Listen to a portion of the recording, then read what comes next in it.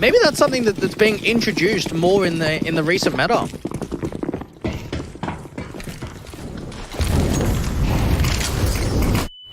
Quick in from Shock. Again, going for the vent dive very early here for the Sinners. Silent this time, though, so that's different. Similarly, no damage being done of any significant value towards the man. The kill found on Torsen starts off on 0. Through the smoke, headshot gained, advantage for the CT side. I think one thing that MASONIC is starting to realize is Zero's always pressing towards Squeak Door. Whether he gets out to the vent control or inside the door, he's going to be around there. So MASONIC are just trying to put some more pressure on that area of the map.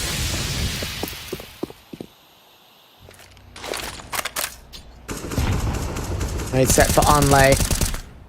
Trying to stop them from getting past the red box. One player has already crossed into Secret downstairs to join Shock, and Shock catches Buzz dead, so that's a 4-on-4. Eventually, that Venn dive working well for the Sinners. They try to storm the site, B under siege, and Notan trying to see if he can get some sort of pick back at a headshot. Nades coming in, landing pretty close to Zedko, keeping him at half HP. The 4-on-4 should ensue for the retake. They've got to try and force Shock out into the open, just toying with them outside of Dark. Plenty of util going down to that position too. Unlay leans in, Shock undetected, flash forward. He gets 2 kills back for the Sinners side. Beastick and Zedko combining Gensi's orb, all that remains. 1 frag found, and he falls away. Shock at 1 HP is somehow alive. The firing squad right behind him definitely aided in that factor. 5 rounds to the blood of Sinners now. Even Shock might be able to put some pressure down onto the last saving individual. Gensi just hoping to hold on to that big green. Shock down from underneath, might be able to catch him. It's all a matter of timing. If Gensi peeks out into the open, Shock, that definitely knows that he's around there. Gensi needs to fire up close and personal with his AWP. Shock, does he catch him? Well, he comes through. Gensi's going to die. Surely. Oh, yes. Okay. Okay, he gets there at the end. He was definitely going down. I honestly thought he was going to burn. I genuinely believed that Molotov was going to take him down. So once he jumped out of the fire, I was like, no way, he hasn't just pulled that off. Fortunately, Forzy was there. And that is all 5 down for MASONIC. A force buy to follow suit for round 7. I guess they got the money to afford the AWP again. For Mars and SMG, might be a bit more limiting here for the CT side. I don't mind this at all from MASONIC. They realize they've got to be on the front foot. They've got to try and get as much out of the AWP as possible. That's why Gensi's aggressive towards outside. Only legs up Forzy, though, and actually repositions to the back of Team Red. Forcing Mafango gaining map control and denying outside presence from the Sinners. I guess that's pretty much what you can ask for the most out of the AWP. Anything more probably would be a bit unreasonable, or they might try swinging him forward at the later stages of the round. Forzy still challenging Gensi here, thinking that he might have aggressed. Jump phase, trying to bait him, and actually caught the info to leg him back and return similar damage towards the CT side. A difficult position now. You just got to keep fighting for the back of Team Red. They know that you're there. You don't have the room very easily without counter utility from a teammate to reposition, so he gets a flash over from that heaven angle. Torsen and Buzz holding the top side split, allowing themselves to focus the attention down on Hut and from the Squeak Door. It could just be the upper hit coming through for Sinners. Nades sent, 50 seconds. Smokes are sent up by the CT side to try to block them out of the way. Suppression involved at this particular moment, just trying to see if they're going to get the execution together soon. Now, this looks very promising for Sinners. They've got plenty of util, lots of time left on the clock, and they're drawing a lot of the counter utility. Even Torsen using that incendiary down towards the Squeak Door, just trying to cancel them. For the rest of the time being, Sinners are still stuck in lobby, trying to make their way into the site. AK's bursting through the smoke, trying to catch those players. They do go in for the vent dive, and down into the B play they'll look. Plant should be secured. Gensi's AWP also gets tapped up by Zero. Now, this should be a save instantly. There's nothing left in this round. I was actually picturing a 5-on-5 save there for MASONIC, knowing that they didn't have any players quick down to that lower bomb site. The AWP gets dealt with. Beastick cuts the rotates out towards lobby. This is looking very drilled right now for Sinners. Oh, Beastick. Wonderful stuff on Torsen as well. Buzz finally gets the response of him, but it's a 3-for-1. Sinners looking fantastic in some of these T rounds here. Even Unlay's going to get caught towards that right-hand side. Shock should be able to get the better of him. AWP gets baited, but Unlay still holds on to it. So that's actually a very clinical exit frag to come through from Unlay. And we're probably the 2 best judges of Sinners, considering we've casted them for so long for the last couple of years. I mean, this year and, of course, 2021. But I would always say, even when they had Neofrag on the lineup, their strengths lied in the tactical depth, the trading game, the calling style that Beastic brought to the table. So seeing that being involved here on Nuke is not a surprise at all, because that is where the strength comes from for the Czechs. Tactical timeout taken by the Danes now. Down by 5 rounds. Need to make up the difference soon, because it's CT side of Nuke, right? You expect to see quite a decent amount of success from teams, even if it isn't on their map pick. Sonic have been outclassed by Sinners at every single turn, it feels like, and as they have the gun saved in from the previous round, can buy down the M-Force for this one, so we should be seeing the rifle rounds, but they need to actually apply it to get success on the CT side. Well, one thing I would add to that conversation, Jay, is that Sinners have one of the best round win percentages on T side of Nuke out of any team in this competition in the playoff bracket. Quick into the default positions, Buzz ready for some sort of fast play out from Sinners. Again, they put the utility down early. Damage was done to Buzz here. Jency's AWP flashed off, baited on the shot, falling right back to the hell entrance, but they don't give chase on the Sinners side. As Echo's hearing that, heard that footstep rotate in from Hell, so an idea that MASONIC are now holding 2 ramp players. This tells me that Sinners aren't going to commit ramp at all. Just try and toy with them, try and bait in a slight overpeak, try and jiggle out. Jency this time actually connects. They bait in the overpeak. Eventually, they do catch it off. That flashbang landed a bit too deep, so FULLGAME connects the trade. Notan, however, instant response to Zedco. They will give up that ramp position in the end. Focusing on Beastic, who's now making his way in from Squeaky Door to smoke down against him. Meanwhile, those 2 players in ramp will consider the B play. It could actually be a wrap back to A. Leave FULLGAME around here towards ramp, bring that bomb back into lobby. It makes a lot of sense knowing that Beastic's got this aggressive into HUD that they might not be aware of it, and he's heard Notan drop. He knows that there's a CT towards the back of default silos now. Won't call it the Jay, is that Sinners have one of the best. They have that position marked off for MASONIC. Reload her to back sites. They must be aware of how close he really is. Utility up on the team roof, about to get set up by FULLGAME. Beastic will be the first man in Zero to try and get the bomb down. Flashes forward, catching Notan blinded, but not tagged up and not dead yet. Also got Torsen up there in the rafters to look down upon them, get the kills. Lineup was right there for Notan, but Zero and FULLGAME trade back with Yorp and AK combo. AWP lands on Unlay as well for the 3 kills, and Buzz left alone to get 2 on the clutch. FULLGAME and Zero just not over-peeking, playing on each other's contact. As soon as FULLGAME catches that info, Zero could peek out in the open, but he actually repositions back, and now Buzz is on for the clutch. On 1, tucked away, the shot's ringing out, and now he knows exactly where Zero is.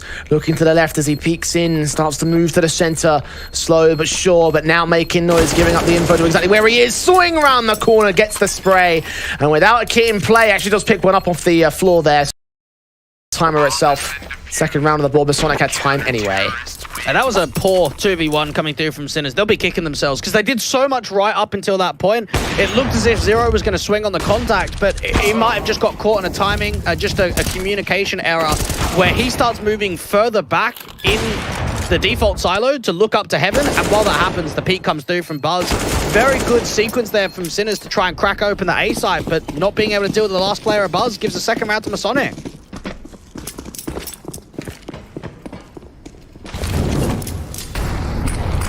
Still 4 to make up for them.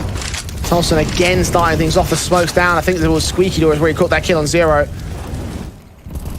Sprays through, kills found, and now to look on towards the hut entrance where the Sinners are about to make their way out very quickly. Slow walking their way into the site itself. Still caught off by Torsen, and Buzz picks up the crossfire, drops the bomb, drops shock, drops a 5-on-2 for MASONIC.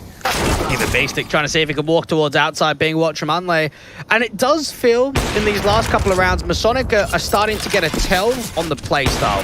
It's very lurky, it's very contact-based. We're actually seeing a lot of lurk attempts around utility, try and see if they can catch players off guard. I think MASONIC have just got to realize we only pull util out when we're in safety. We do not pull util out if we're jiggling an angle, because if we do, we're going to get caught. We're going to get caught flat-footed.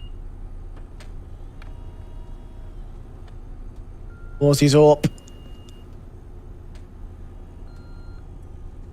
Trying to save at this particular stage. MASONIC have dismantled Sinners, and this is a bit more like it from them. Took a while to really get started, but now they're going.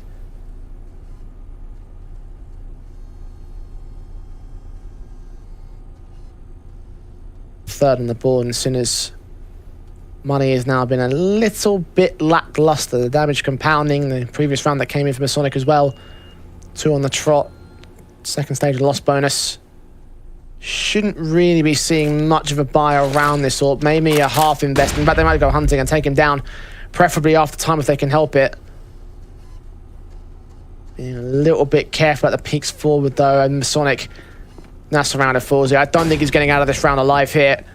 See what he can do to hunt them. He might do, actually.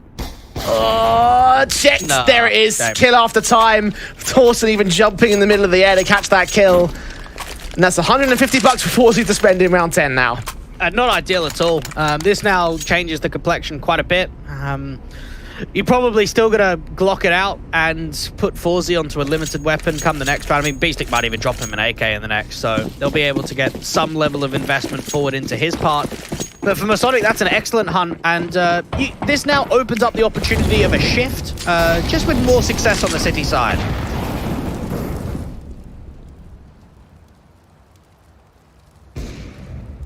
Harsh Eco mostly, Glocks in for 3, Deagle and Tech 9 on other 2.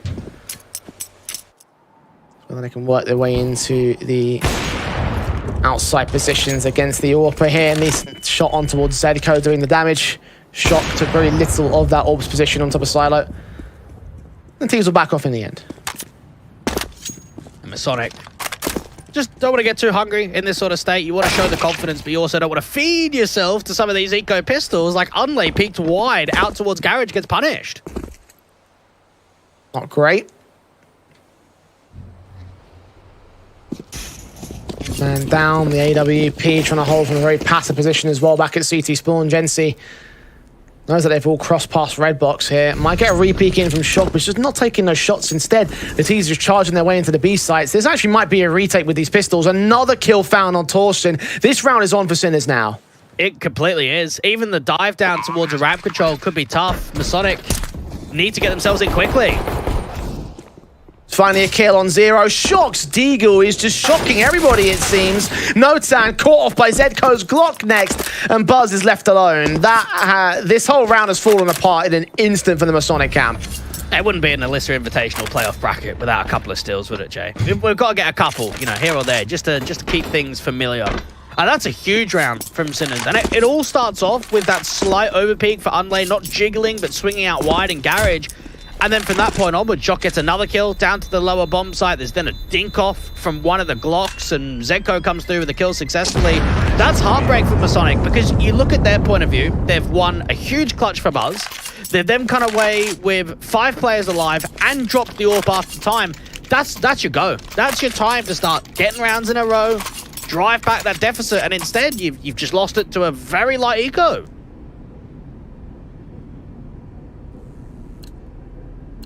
It's actually back quite a pace as well for MASONIC. Rifles will get brought back into this next round, but the money is in a bit of a state, so Sinners could actually get to 8 and force the eco reset. Gensi run boost in towards this squeaky door position, counteracted by nades and smoke sprays against him to 43 HP. Not a lick of damage done to Sinners in that exchange, so no success found of the run boost. Even Notan has Shock down towards the other side. HE's placement's pretty good. Onto 64. They've actually repositioned the AWP over, so that allows Notan to focus his attention up towards a heaven rotate, and now Sinners look like they want to act towards his hut control. Zero. Oh, dry face in for Buzz. Still wins the fight. 9 HP, but he's alive at this stage. It's a 5-on-4 for Sinners. Torsen's still here towards the top of hut. Now, there hasn't been a molly to that position just yet.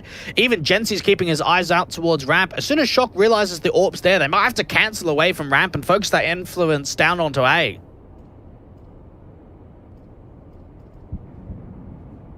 AWP just watching, hoping for a decent shot. At this stage, he's going to need a dry peek in. They'll go right for Shock. He's not going to bite, though. Torsen finally gets an engagement and a trade back to a 4-on-4. 0 to fall. The Sinners continue pressing outside. It seems like they want to try and commit towards ramp, put some pressure down onto the AWP. That's going to force Unlay off. They don't know about the lurk outside from Beastic. This could be everything in the round. Hear the footsteps and everything. Perhaps Gensi trading back on Shock and Zedco. Torsen does adjust to Beastic, making a 3-on-2 for the MASONIC camp. But they're downstairs and they're making their way into the B site. Smokes out the double doors, bomb plant. could be secured pretty open. The lineup is perfect. Unlay comes in with the final blow, and MASONIC recover the situation. And for Sinners, they desperately needed a plant there, because you think about the idea that if a bomb goes down, Beastic can buy, Fawzy can, Shock can, Zedco can. It's only Zero that's got some slight limitations. Now that that bomb plant and that max round loss bonus is not kicking in at all, it's going to be difficult to force up much to the table. And we've gone back and forth for 3 rounds in a row now, and for MASONIC, they win out the reset potential.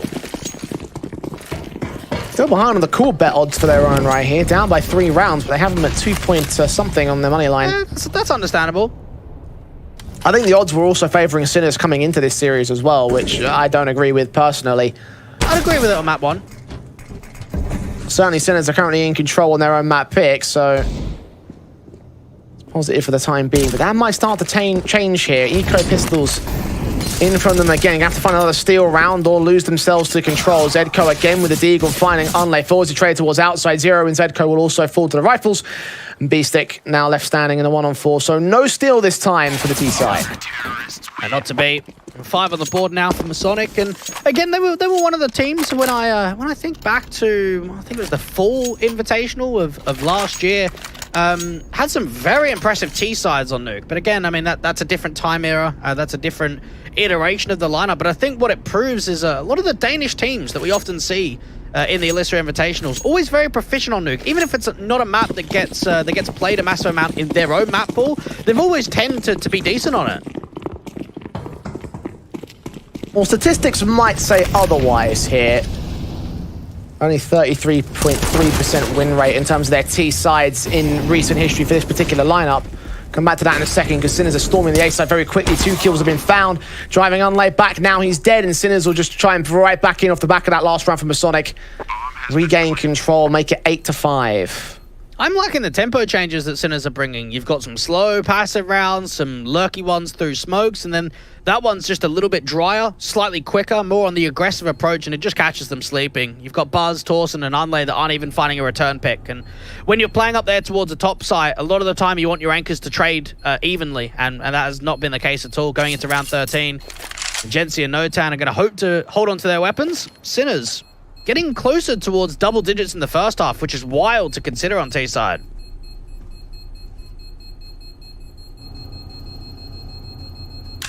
Advantage gained. Maintained by the Czech team. Sonic. These 2 rifles saved should allow a force buy. No time can drop. Buzz can buy. Torsen can buy. AWP doesn't need to buy, of course. Sinners. The hard reset the MASONIC side going into round 15. Yeah, we saw both teams getting into the grand final of their individual blast quals to get into the showdown. Didn't make it. As for Sinners, they took on Eternal Fire. Nuke was played in a 14-16 loss. They had an incredible T side of 10 rounds. Just couldn't quite close it out. Now here for MASONIC, they'll be up against what looks to be a ramp rush. Very fast in. Notan's caught off guard for it. Gotta go make his way right downstairs right quickly. AKs will try and chase after him. They will stop themselves short at the shutter door. They won't continue to press on towards the B site as of right now. They've got time to play with here, Sinners. Now, this is a classic ramp fake coming through from Sinners. You dive a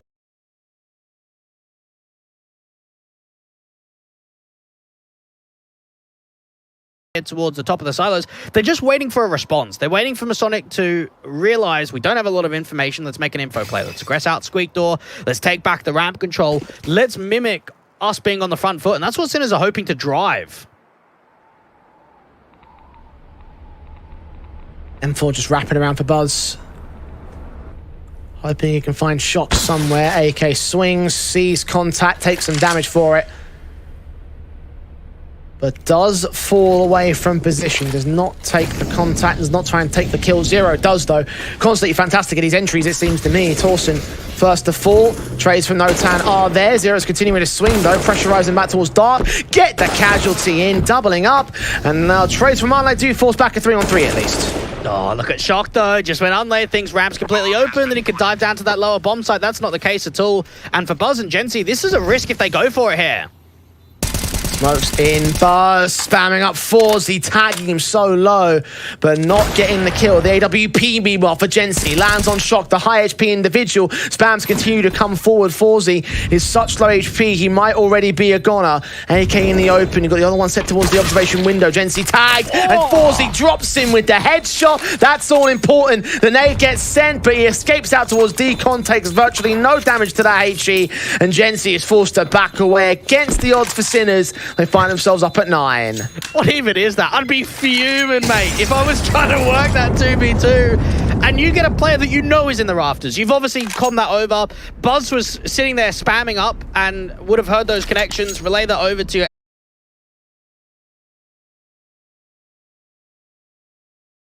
door, and he's just jumping down towards the floor, Killjoy. Not much you could do about that at all. As for Sinner's point of view, that round didn't look all that winnable, but a lot of time wasting and a lot of distraction on the post plant came out successful for him.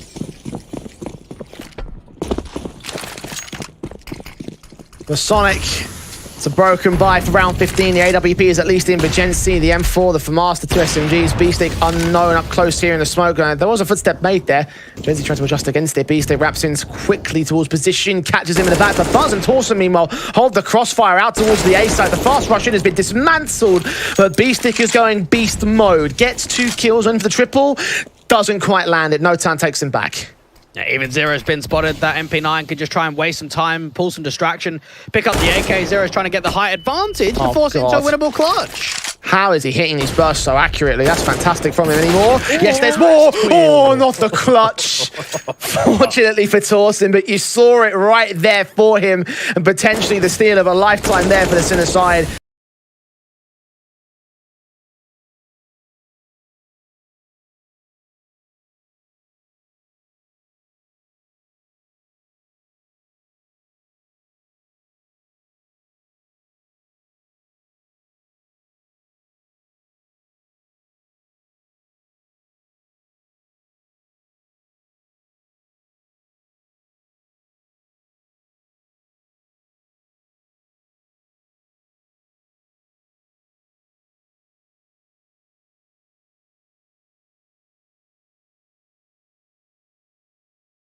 Unbelievably nuts here. Pistol round. USPs forcing forward the Julies in for Zedco. MASONIC trying to make their way in towards the upper split. They've got the kill in for the CT side out from Mini Zedco. A little bit of damage being done towards him by the players out towards Squeaky Door. Forzy in with a kill. Finds 2 kills, including the bomb carrier, and the bomb plant will be denied. Jency's also been spotted in the 1-on-5. Known towards the CT forces. He's kept himself covered off here, but eventually the wraparound will come through. The headshot is found. The Sinners will find 10. And that's an excellent pistol round coming through from Sinners. Good adaptation down there towards the lower bomb site. You can just see the success being established on the crossfire there from Forzy. And here's something that we have to consider. You've got MASONIC versus Sinners, a head-to-head that's happened quite a few times. Zero putting on a good performance.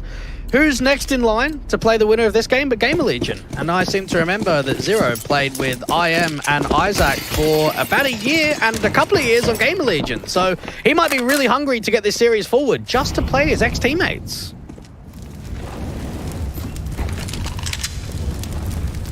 Dumb face of Torsen. SMG bursting through from B-Stick, trying to fight onto him. Knows that he's out there. A Squeaky Door attention just been drawn by one individual.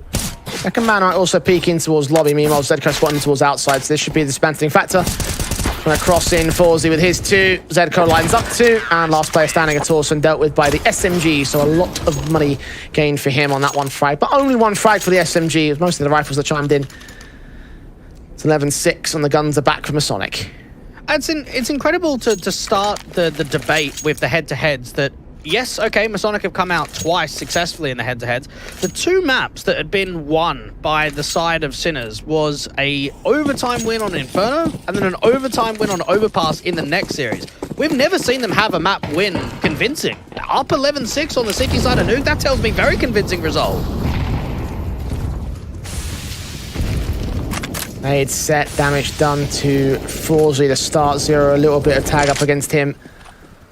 Jency. AK backed up at Silo, just holding back behind the wall. Torsen tagged, sprayed down by Zero. Good start again for the Sinners. Damage was done towards the man, but he's played from back foot positions in the past, so Unlay and Nakomi will try bait Zedco forward. This is tough for Unlay. Playing out towards Africa, you normally set yourself up for the late round, cut the rotates up towards Secret. Knowing that Zedco is still here, you don't have the advantageous angle at all. Zedco is thinking that there may have been a vent drop though, and he could actually get wrapped in from Secret. There's no time with the follow-up. Zedco trades it. Unlay. Unknown, but Zedco still gets the double up alongside FULLGAME strike on No Town elsewhere. And Buzz is left alone. 1-on-4 for him to make happen. Sinners just steamrolling their way through the CT side. Buzz will give it a decent fight. As the bomber's back as well. Can make his way downstairs. Just think he can bait another kill on B-Stick, but he's not going to offer it up. This is a tough clutch. Yes, FULLGAME's down low on 42 points of health, but getting down to lower and being able to clear as many of those angles as possible by yourself without a crazy amount of util, this I think is a challenge too far. I think FULLGAME on the reposition up towards the rafters has already won the round because of it. Open the doors, check the rafters and almost get the kill, but almost is not enough in this case. 12-6. 6 rounds to the good for the Czech team. MASONIC mentioned those T sides could be great for Danish squads, but again, this team have not quite proved it so far in this one. It is very early doors, but these rounds are starting to stack up the victory row here for Sinners. Even for Buzz, he'd love to have a deep run in another Elisa Invitational. I think back to the last one with X-Mad Lions getting a top 4 placement. I think there was even some of the games we were looking at for them and we were saying that they could be a potential dark horse to win the entire thing and qualify to the LAN because only, what, a couple of weeks before they'd just won Republic.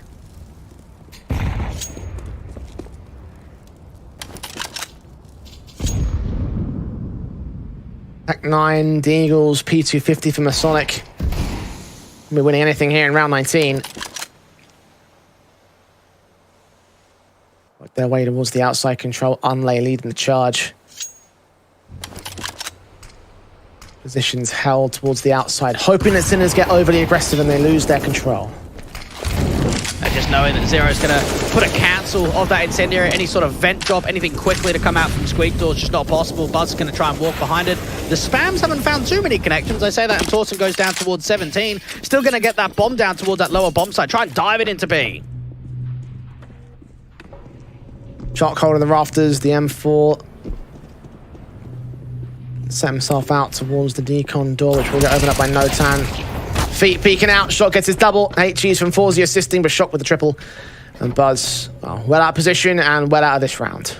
I actually believe that that's one of the best angles in the game. If you've got a ramp player and you know the T's could not come through from ramp and you get on top of that default silo, it's so tough to trade you. It's such an elevated angle where your feet are showing out first that without the util, you're just going to struggle to deal with that single individual. And for Sinners, I think they've shown us class, not only in the first half, but going into the second. We still haven't even seen a bomb plant going down to MASONIC. They haven't even had chances for it.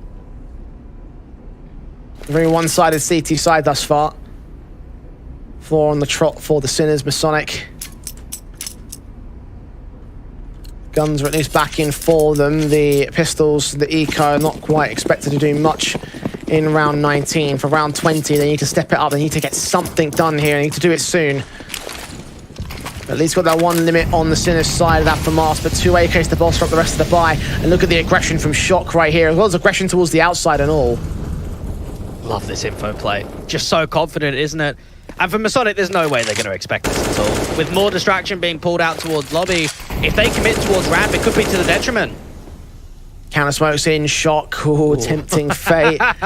he wants to press. He wants to press so much. FULLGAME and Zero, however, get their kills in. Now Shock tries to make his way around. A flashing from the CT side kept him blinded. Jency, I think, heard the footsteps, flashing his way out to Trophy in a 3-on-3. Molotov's also sent forward. Torsen trying to trade. Jency in the open against Shock, brings it into a 2-on-2. Torsen and Unlay are so low, and Unlay 2 points of health to deal with 2 different CTs.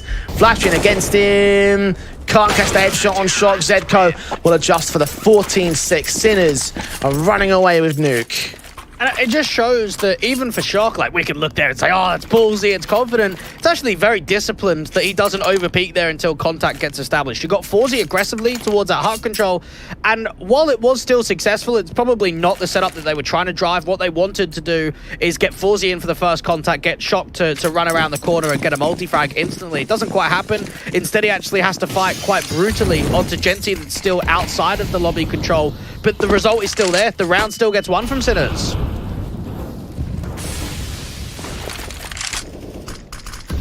Guns brought back of the AKs on MASONIC. Need to insert, need to get around once again. Shock picked up. FULLGAME drops to Torsen, who's had enough of getting beaten around by the Sinners. 5-on-3 gain, continuing the charge downstairs to the B-Stick, where B-Stick will pick him up. So that's one trade found. Can MASONIC get it right back? Can they maintain control? Unlay's got to get this kill onto Zedco towards outside. Should be an easy one. Perfect. Front of T-Red, that's it. B-Stick and Zedco, they might as well at least look for exits. They've got plenty of money. There's no point saving. I've just been seeing with that bomb on his back, but I don't think they can do much, especially with Zero going down towards outside. Heaven taken, 1-on-4. Nothing left in it here for B-Stick. The bomb's just getting planted. Notan's seen him. They might even go for the hunt here. I mean, it's little advice considering how little money MASONIC have, but you can see the jump face. Notan trying to look for something here. Incendiary sent, low HP. Kill does get found, actually, as Notan banked on the idea that B-Stick got greedy. Indeed, he did. 7 for MASONIC. At long last, a T round for the Danes. And we saw quite a lot of nuke being played from Sinners towards the tail end of the Invitational in the main Swiss. I think back to the Hotspurs result, that a 16-4, that was a third map decider. And then against Sashi, the Danes actually picked nuke against them, and it was to their detriment, 16-4 as well. So a couple of one-sided series we have seen when nuke has been played for the Sinners side in recent history. Up 14-7, they've got plenty of breathing room and plenty of chances just to close this down in a one-sided affair and not even give up double digits to the Danes. AK set to lean in, Torsen, short off by Zero in the rafters, Buzz trading. B-Stick hesitates for a moment and Unlay takes that window of opportunity, getting the frag back, a 4-on-3 for MASONIC. It looks like they might be back in the game here. They're back into... For now. Yeah, I don't know. I don't like entertaining it too much. When I've seen what I've seen already. For MASONIC, they really managed some good entries there. I mean, you can see, obviously, B-Stick towards that closed vent corner. He's still recovering from the flash. Always super difficult to peek out there when there's so much util behind you. Even for Sinners, they can just keep looking for exits rather than go for the retake. I think they might be going for this, actually. Genti's caught. Zedco's inserted very deep. Gets a double up. Looks for Unlay. Next trades found 2-on-2. Notan trying to chime in. He's been legged, but Unlay gets the casualty anyway. Shock, other side of the rafters, picks up one. Spotted out by the second. And what felt like it was going to be a confident round for MASONIC is turned into a very difficult affair. All 5 players falling. An 8th on their board. And I was about to entertain the idea of, look, that round looked much more confident than any of the others have done so far in this game for MASONIC. But after that retake, I'm not going to make that statement because, quite frankly, there's no reason why Sinners should have gotten that much control against the T side. Yeah, I still look at that from the checks and think, like, what was the point there? Because if they would have saved 3 rifles, they actually could have got a rifle round in round 23. But maybe they look for exits, and then as soon as that multi-kill presents itself towards Hart, it's like, right, okay, we've actually got enough of an in to attempt the retake. But to me, I would have much preferred to have seen like a slower kind of round, just look for exits. Instead, they've got 1 AK and they've got a couple of upgraded pistols. One of which is playing aggressive towards outside in Zedco. Kind of cheeky. We're finding quite a bit out of this here with the 5-7. Their backs will turn. Perfect shot against the first man, not to the second. Notan was there to back it up. Torsen ready for the quick peek up from Secret. Shock about to give up the AK. Rifles being watched in that position. The Molotov also sent down to try and force him back.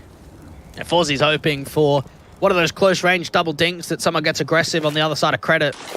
Unlay putting a smoke down towards the main entrance. Now, Shock is down here towards the bottom floor out at Secret. They would have known that the molly would have spread it onto a single individual, but they don't know if it's the AK. Spotted across, gap in that smoke. B-Stick going to go out to Notan's position. FULLGAME. And then behind credit card, Unlay. Check him, kill found. Both him and B-Stick to fall. 0's 5-7. Can't quite get the casualty in that locker room, so it's auto shock now to save the AK once again. Terrorists win. Not going to happen. Good round in from MASONIC. There was a slight deviation with that smoke of a gap towards the right-hand side, so not the best of util, but they do capitalize on it with the info. You get the picks towards outside, you clear out that credit card position, just work on the comms. 5 rounds the difference from MASONIC. They're working hard on this T side, but we still haven't seen a massive amount of tests with the rifle rounds. This is going to be another one to add to the kill total.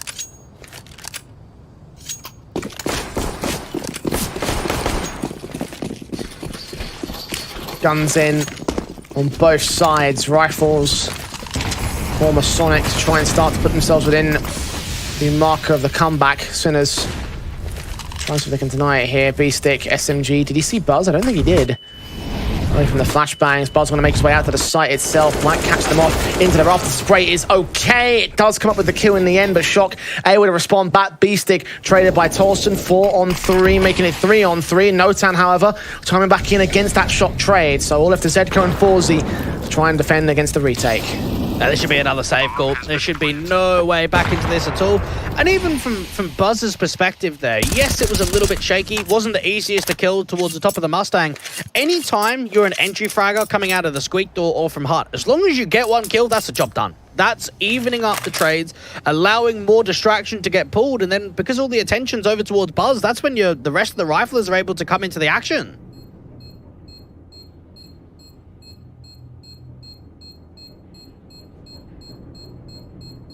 Number 10 for MASONIC. Now this is starting to look far better than it was in the previous matchup thus far. Only just because Sinners have looked dominant outside of this round. MASONIC. All-important basis now built up for the T side. 4 to go to equalize. I don't want to see a buy here. Keep it light, keep it half. There's no point. You're up 14-10. If maybe the economy was a little bit stronger, then you could have thought about a couple of rifle drops and Shock to buy himself. But I think in this situation, this is a much better call here. Yes, you've got the AWP saved, and same with the M4. Upgrade some pistols around it, get some armor behind you, but don't send it all the way.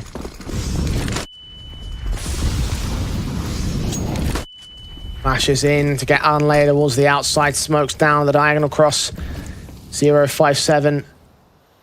So Shock and B-Stick with their pistols going down the vents and into the B control. MASONIC walked their way into the secret position.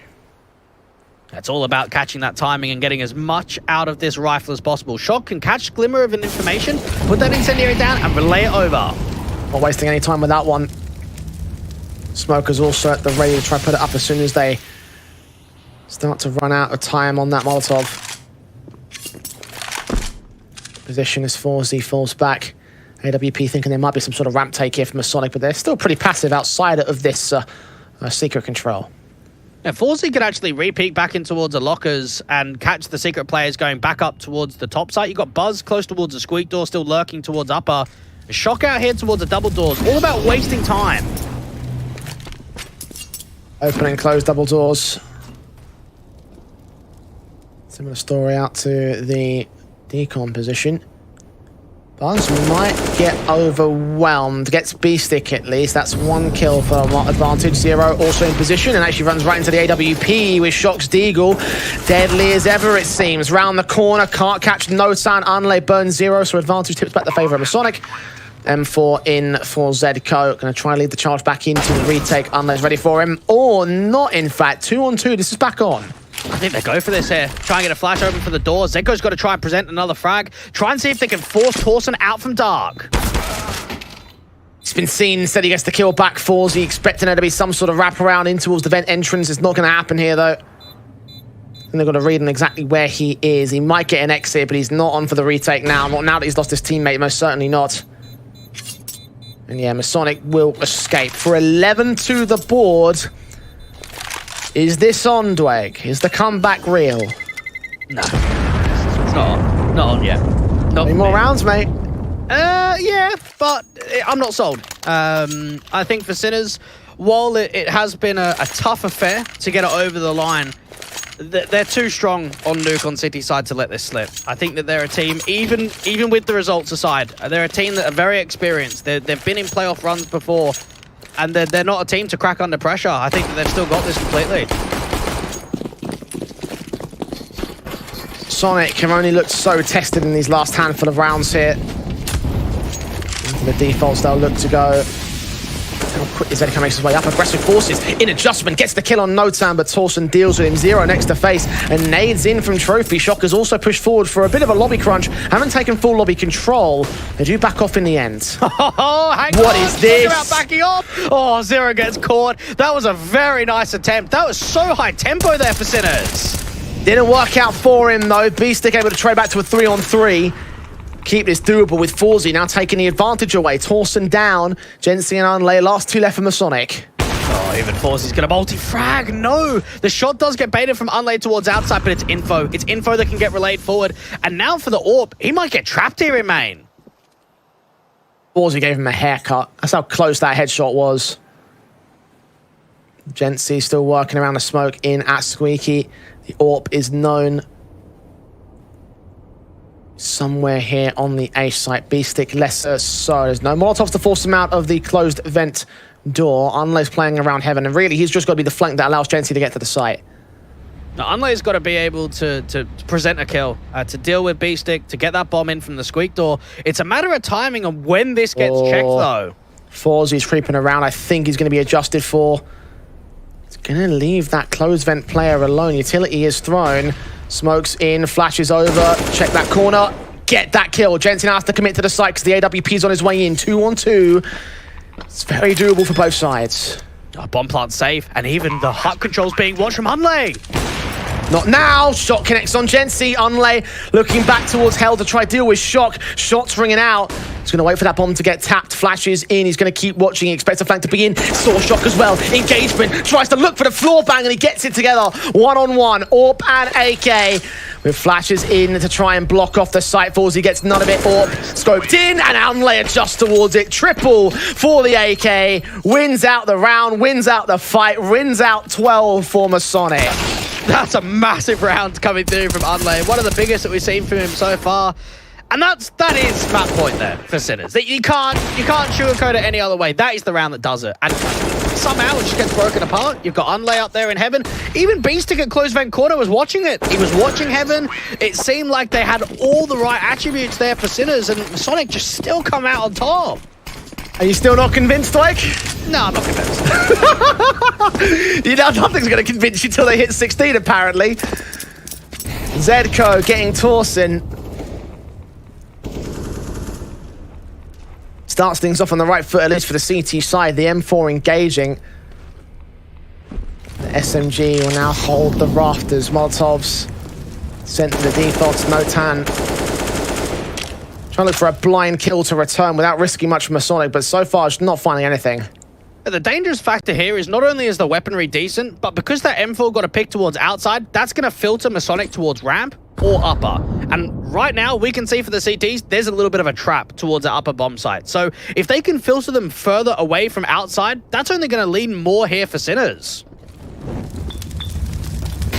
Molotovs sent in, top of the hut. Beastick going to evade these flames spread.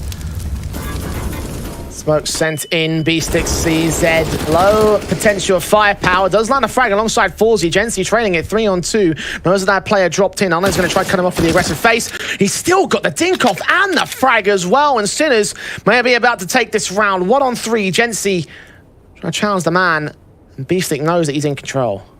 I just look for another clutch situation. Jency's got to try and force his CZ out to the open. Now the ramp player can start swinging through. The scout's been able to find a connection. Jency's got to dive into the vent, but even Zedco out there towards main's going to make sure that none of that is a possibility at all. A fantastic steal round coming through from Sinners, and I love the proactivity there from Beastick with the CZ. Get up close and personal. Try and take that fight towards lobby. Map point for the checks at last. MASONIC giving it a good fight thus far. But now I've got to play for overtime here. AK's in. Needs to have no reservations on the buyback. Don't regret the AWP out either, but I think that's by choice rather than by limitation. With the M4s, 2 AK saved to the CT forces. Jency expecting there to be aggression somewhere, not towards the back of red box. Outer yard is where his focus is. Smokes in. Zedco check, but Zedco gets the fight. And now that crossfire can get established even more. Zedco spotted the bomb. He's just got to try and see if he can wrap around onto Torsen. Beastie comes through with the HE. No time with a trade, but Zero responds towards him the same. All left to Buzz with the bomb being on the outside. This AK, surely with no chance. CT's watching from the backstabs, the front lines. Round the flags, Forzy's AWP is known to be close. And Buzz doesn't know where to look to try and win the fights in this one. 16-12 at last. Took a little bit of time to go past the finish line, but it is Sinners with map 1 of the best of 3. And while that was a very impressive performance coming through from MASONIC towards the tail end there, Jay, you're down 6-14. Like, that's just such a massive deficit to find yourself in.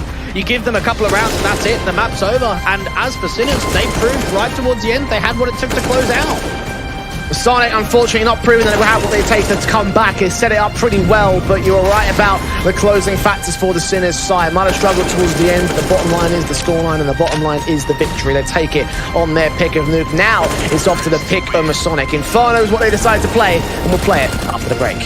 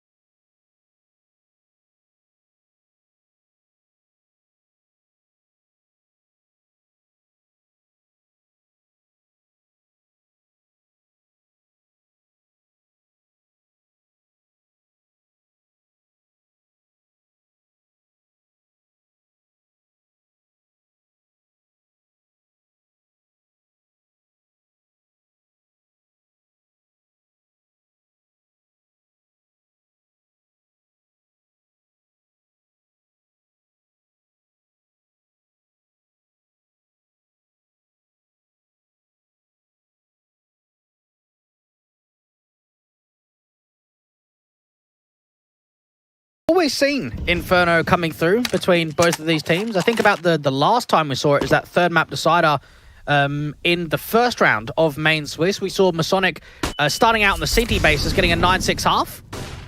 So just trying to see if they can give themselves some leverage, give themselves a workability of a type of scoreline here in the first to send it over to the second. But it's always been tight. We had that, what was it, the 16-12 and then the overtime the time before that. Zedko finding the pick on Notan here in round 2. Plays through the spokes in from Shock and tries to press them in the brackets area. Bay for the time being just tags up against Torsen next. 41 HP for him. Sonic hold the line. Try and see if they can get that molly down there towards the long cubby corner. Deal with that information. Buzz is hoping that someone's going to get slightly aggressive towards a short position. What we actually can see from Sinners is a very heavy stack deep on A.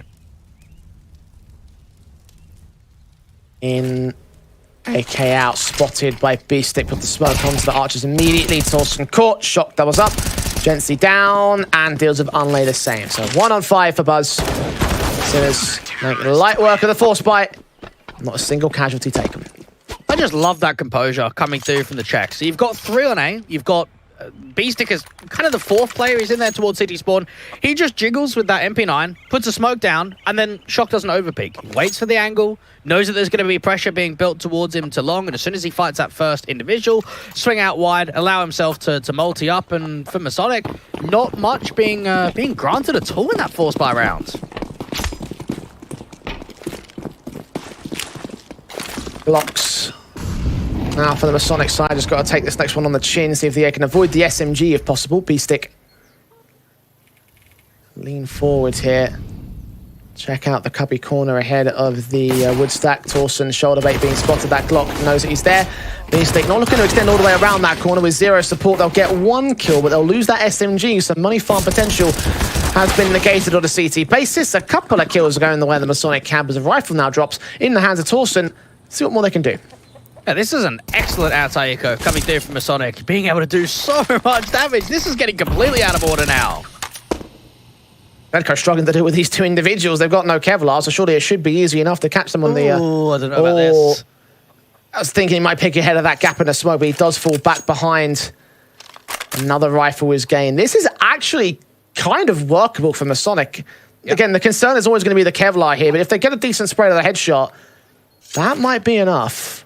Yeah, this is very doable. Very much a winnable situation for them. Get a smoke down towards CT. Try to put some pressure down. Even Torsen has an incendiary and a HG, so as soon as they catch the info onto Zedko, he could get forced out into the open. Smoke the cross. The incendiary is perfect as well. He's going to be out in the open, burning a little bit. Gensi's caught the kill. That's a 2K. MASONIC on the bomb site with a bomb plant at least. Means that they've gained everything they could have wanted out of this eco round, and now they're on to gain a little bit more. Yeah, Shock's coming up quickly from that banana position. Got a smoke and a flash to work with. Has to try and draw some of these players into the open. You got Gensi towards Nubox and Torsen deep in dark. 1 smoke on the tries to press the dark position. The flashbang also on his pouch. No incendiaries on Molotovs. Torsen outburst through. Damage done. Kill found of the first, not to the second. And Torsen completes the steal for MASONIC. What a eco that is. How have we had it twice in one best of 3, man? We had it on Nuke. I thought it was going to be a one-hit wonder. You know, it wraps up the day quite nicely. You get the 1 steal, and then that is massive. Like, there are Glocks involved there. That is such a limited round. And it's come back to bite them. I think the first time it was, what was it? Zedko with, Shock, I should say, with that deke towards outside and garage that ended up with 3, and then the Glocks came in. That time around from MASONIC, they just baited so much over-aggression. Like, that wasn't necessary to bottom a banana at all. That was, I think, more Sinners' fault than anything else there. Like, they pushed up so aggressive. The SMG, I can understand why Out will get aggressive, but even the M4s pushing in from mid, enabling those kills from MASONIC. Eventually reducing it to a 2-on-2 as Sinners were siphoned off from each other, and then from there you can see how the whole round fell apart. Torsen, AK engagement against Forzy, wins the fight. Shock returns fire to the 4-on-4, or at least keeps it at evens. Flashes in towards Brackers to make sure the scene team are thrown off kilter, and 0 engaging in the boiler. Neither side gets the tag off in that engagement. Yeah, Buzz is working on the balcony, trying to catch the timing, but Zedko is able to spot him. That's so unfortunate, because it looked like Buzz was going to get quite an easy short kill. Should have been on for my money. B-Stick and Shock are tagged up here for the Sinners side, and both players are on that B defensive. It's appropriate, because that's when MASONIC are going to lean towards the hit. And no counter utility, though, so Sinners are going to have to peek off one another. Might even boost Shock up towards the new box if they fancy. Smokes down, Shock picks up Notan, 2 left standing on the Masonic side. Unlay leans up, Shock just not spotted at the edge of that pillar. Round the corner they'll look, Beastick seen, kill gets found on only one before the trade comes in. Gensi can pick up that fast responsive, but Zedco is quick to return. No bomb plant, no round for Masonic, 3-1 for Sinners. Yeah, Beastick's definitely not known for his fragging ability. He was actually the 70th highest rated player in the main Swiss stage. But one thing that I definitely do see very often from Beastick, outside of the IGL capabilities, is he can crack some important frags. He's there in a lot of late rounds, being able to deny any accountability. You have to think about that from Masonic's point of view. You get a steal to win your first round, and you're looking to make it more. You're looking to tie up the scoreline, force an immediate economical reset. And instead, they don't find much into that round at all. That was a very good shutdown out towards the banana control. And then eventually the Sinners side coming out on top after dealing with that lurk from Buzz from balcony. Wars just got called there to think about the situation for Masonic. AWP in for Gensi. Definitely a hero AWP. We've got Glocks and PT-50s around it, so looking at him to do the damage. Can find that frag out towards the banana control. The CTs get forced back by early contact. Gensi's a very exciting player. Again, I think we saw him very early on in his career maybe get pressed into the tier 2 scene too quickly on Lingby Vikings, but since joining up with Masonic, we've seen him at full strength.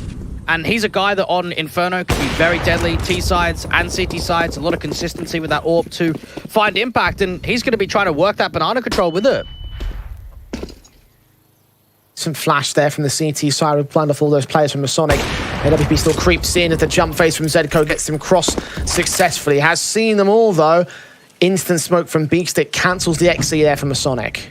There's still not a lot of nades, though, across the board here for Sinners. The B-side anchors have got nothing.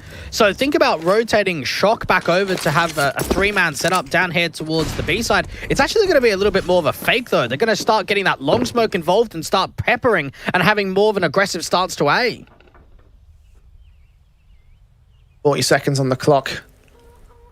0 and 4Z hold their crossfire. Smokes down. Expect them to be a hit relatively soon. There's no Molotovs they can throw here, so it's just a case of cover. 0. Gonna be long takes as they start to go in for the backstabs. That nade has missed entirely there for Forzy, and now the CT's on that backstab, working their way up from mid. Smokes down, gonna have to make their way in relatively soon. You've got Unlay with that P250 charging off. Torson does get 0, bombs on site. Second player's been seen. Forzy and Beastick do make time in back here towards now 2 players left. Beastick's run right past the bomb planter. That Good and done. they got a bomb plant, and considering it was a hero round, I think they can be happy with that. Yeah, they can be for Masonic's point of view. As for Sinners, you have a look at that setup. I actually really like the way that Zero did not put that smoke down. You've got to expect to yourself, okay, Gensi's AWPing. They don't have a great economical state. Let's not give them info. We've already allowed our pit site player to put a smoke down in case a molly comes through or a nade stack. So he's thinking to himself, we've already given info towards pit. I'm going to stay here towards a balcony. Eventually drops down. And then look at the bait and switch that between 0 and 4Z are able to set up. They think there's only one player towards mini pit. And that was a defining factor to not making that round get out of control.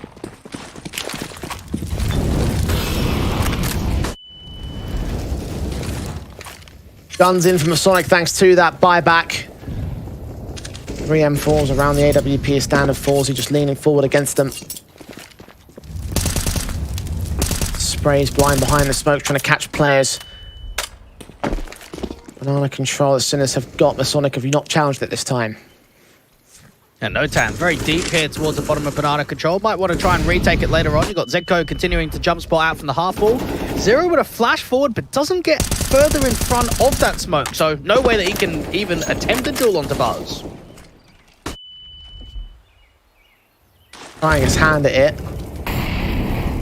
Molotov sent in by the CT side to block them out of the brackets control. Zero swinging out a little bit too wide, loses his head to Unlay. Beastick and Forzy, however, get those trades in along. And mate, this is similar signs to what we saw on Nuke. A beam and first start coming through. Buzz is looking to try and turn things around with some pace out towards the balcony position. Try and force that AWP further back. Or gap in that smoke. That's information to gain for Buzz, but similarly a shot that FULLGAME could potentially take. You see him firing back, and Resmoke has got to come down to block off vision entirely. Beastick spams through on the plant position and gets Torsten. That's not the bomb carrier though. Instead, Buzz returns fire in a similar fashion. Notan is now on site. They can set up the post plant here. And they've got Zeko and FULLGAME still alive, the two impact players that we always expect and imagine to step up on the city side. Notan and Buzz, this is going to be a tough post plant for them. Ollie and Curry, Zedko is not allowed to walk much further forward than the library. Or FULLGAME making his way in from the short position. Shot on Buzz, lands the leg, but similar story from the AWP on the other side. AK spam, M4's in, Notan. Here's the footsteps, flashes do come forward and blind him off. Flashbangs to counteract the AWP looking forward. Notan gets the kill buzzer. Just Zedko tries to go back and forth, but only gets one of the picks that was required. AWP doesn't get saved by Notan. It doesn't matter though, to the board of MASONIC. That's an excellent round coming through from Buzz. Yes, the smoke on the fly down there to Moto wasn't ideal, but that spam coming through has got to be so frustrating because you didn't face Buzz at all, and he gets a couple of lucky bullets in. And I would say that kill actually kind of changed the round. Being down in a 2v3 would not have been ideal, would have been very difficult to try and force individual fights in the open. Sinners had a couple of players on double eco status, so actually buying it down and forcing out the economical reset finally.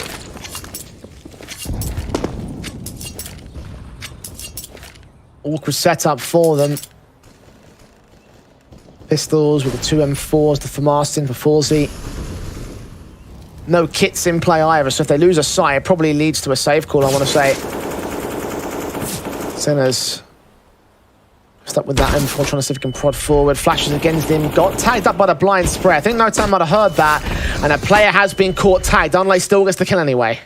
Yeah, that's a shame. That's an unlucky sequence again, getting spammed, but it's an element there for MASONIC that works out successfully. Torsten's waiting for a slight overpeak, a reposition to come through from the end of the apartments or in there from Boiler.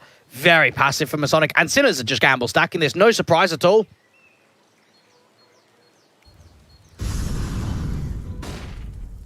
Two rounds to the good, still trying to hold their positions on the Sinners camp.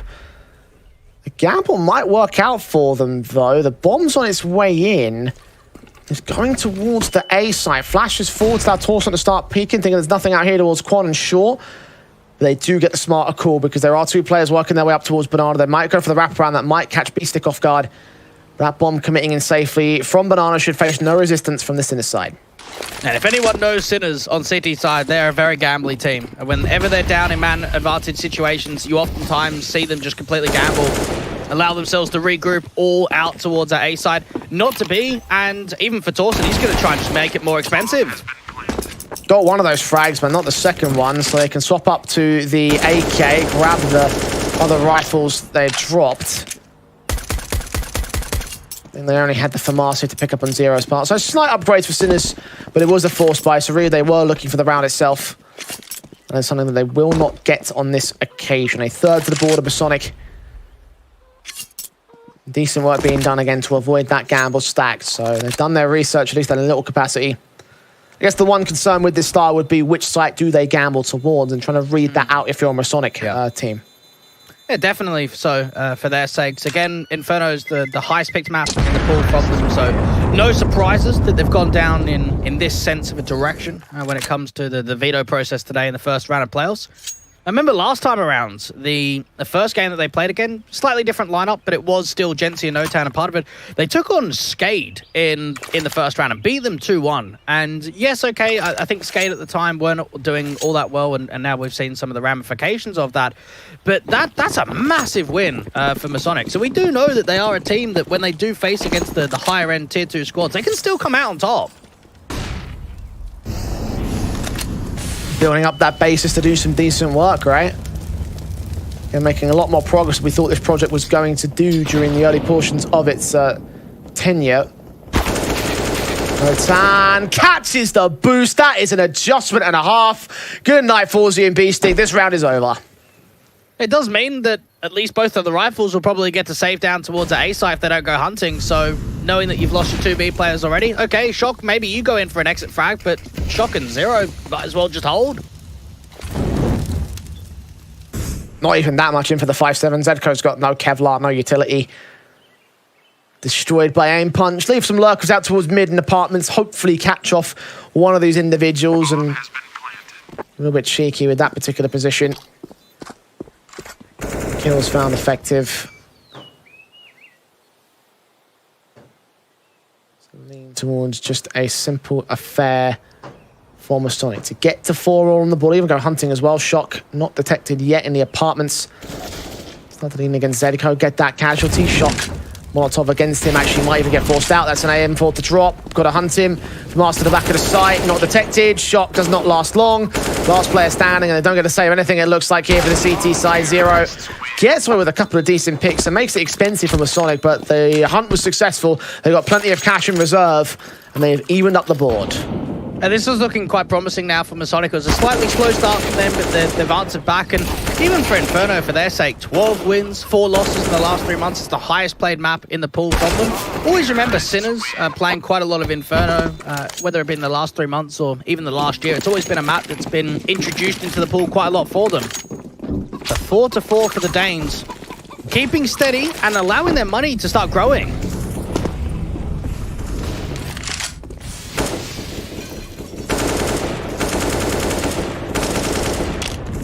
Weapon sprays in for the MASONIC side, trying to engage the default, but not without going so far forward against the Sinners side. As burst taps on ahead of the smokes in from the mid control. It's very slow for MASONIC, again trying to be as quiet as possible. All about gathering that early information. 2 players out towards the long side, in which of Forzy and Shock can play off one another. Zero's hoping and baiting Buzz to go forward, because he's like those apartment lurks. Spray through, so much damage done to Gensi there. Molotov should send the other player in the cubby corner packing, so Shock and Forzy do escape. Zero on the other side of the site. Backed up ahead of the haystack. In that short position, watching for the T-side players. Will not see much of the MASONIC, have started to go a bit more passive again. I do wonder when Sinners are going to start taking back some of this deep banana control later in the round. We've seen it previously where they've started wrapping in. And Forzy's still getting the idea that there's a tentative nature of long control being established, and knowing that Beastic's now rotated over from City Spawn, they could just focus their attention towards apps and short. The kill on Forzy out towards Graveyard. Now smokes in the suppressed Beastic. Now it's left towards Zero and Shock on the defensive line. Zero from us, hearing footsteps in the apartments. Beastic gets 1. He's traded. Still these 2 players at the crossfire. Shock is dealt with. Zero engages Buzz. Dead before he hits the floor. Now looking for more. And unlay the spray connects to the double. But Notan and Gensi connect 2 of their own and find the last player of Sinners to gain the lead from MASONIC. Yeah, that's a tough spot for Zero to be in, playing down from mini pit, because you obviously know that you've got a lurk of Buzz right above you, but you still have to focus your attention on the wrap into short, the quick emphasis out there towards long, and even for Beastic, he's not able to find enough. He needs to try and pop through that arch smoke and try and get some damage away with the MP9. Not to be. MASONIC are starting to get a groove in their defaults, and this has now been 4 rounds in a row successfully for them.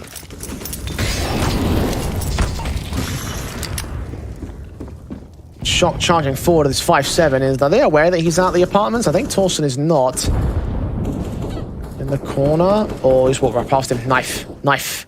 Knife.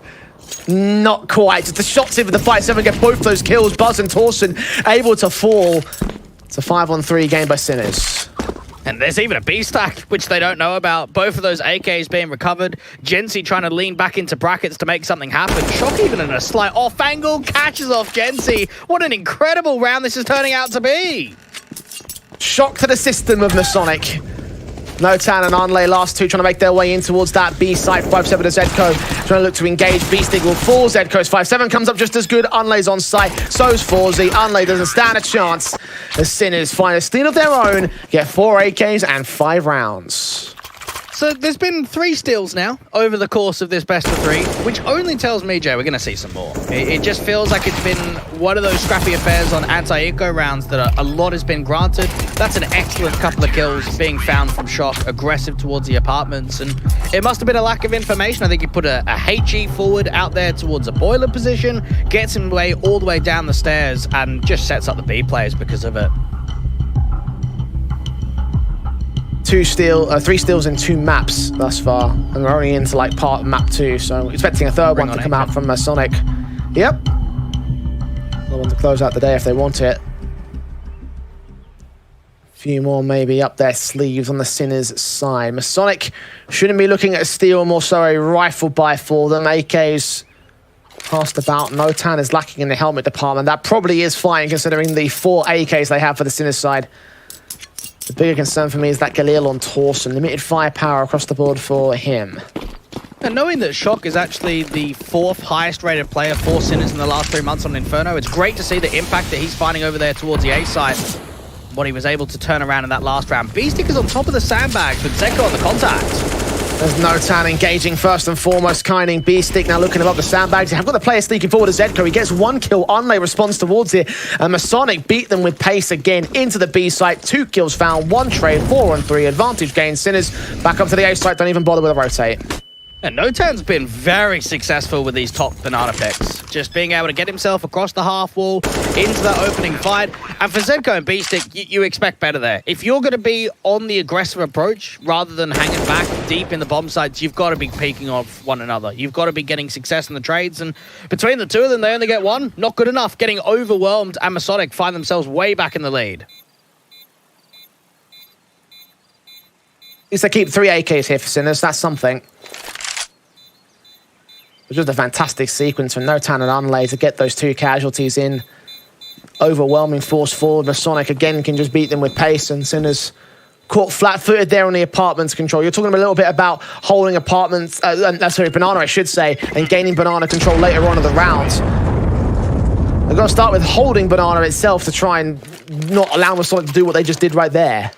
Well, I think the answer is you bring more players to Banana early rounds. If that's the case, if you're struggling to maintain the control in the first 15 seconds, I think you bring 3 towards top Banana, get some anti-rush nades down there, start jump spotting up towards the half wall and bring that 3rd player back to A.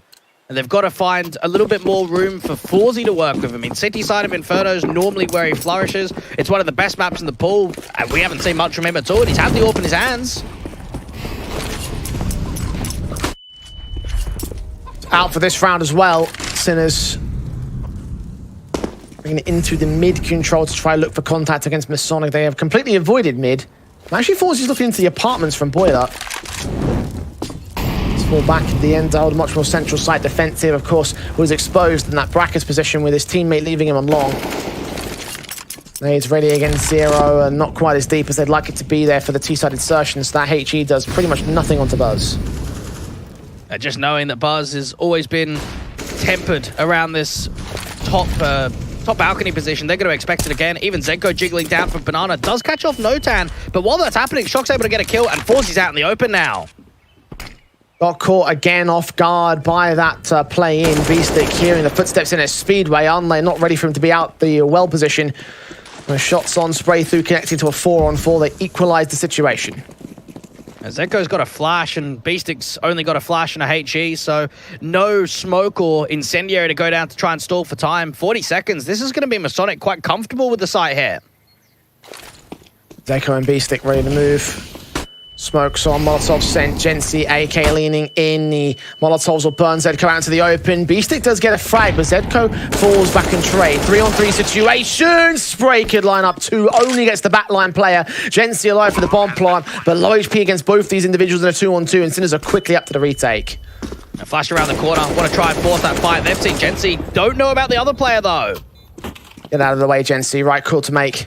Both players in with the AKs. Torsen could line them both up, sees them both, gets 4-0 low and doubles up with the kill counts. That's a 3K for him on just 10 points of health. And MASONIC maintain position against the odds again. And that has got to be so frustrating for Beastic. The idea that he's in City spawn, he deals with Unlay, he goes back towards Coppins, and he does so much damage. He sets that 2v2 up for your Banana players to come on the retake, and they just aren't able to do it. They're not able to force those fights out to the open. It's a very good reposition from Torsen to realize they're coming through from Banana. Focus your influence in there from City spawn, and Sinners, that was shaped up for there to be success. Not to be, though.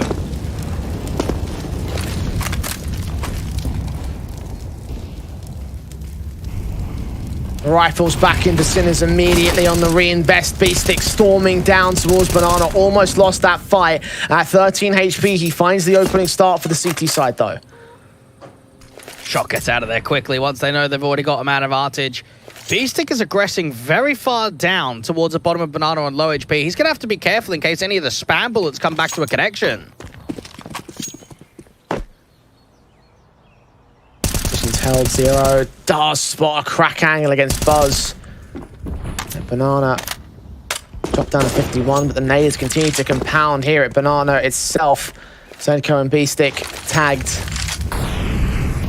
16 and 13 HP respectively. Smoke's gonna buy a bit of cover, and these are gonna be two pretty easy kills from MASONIC to take here on the execution. Unlay's already pressed up very aggressively. Flash around the corner. That's a lovely peek in from FULLGAME. Buzz couldn't see anything. Late lurk taken out here for the T-side line, so in theory this will be a 3-on-3 which they could retake with.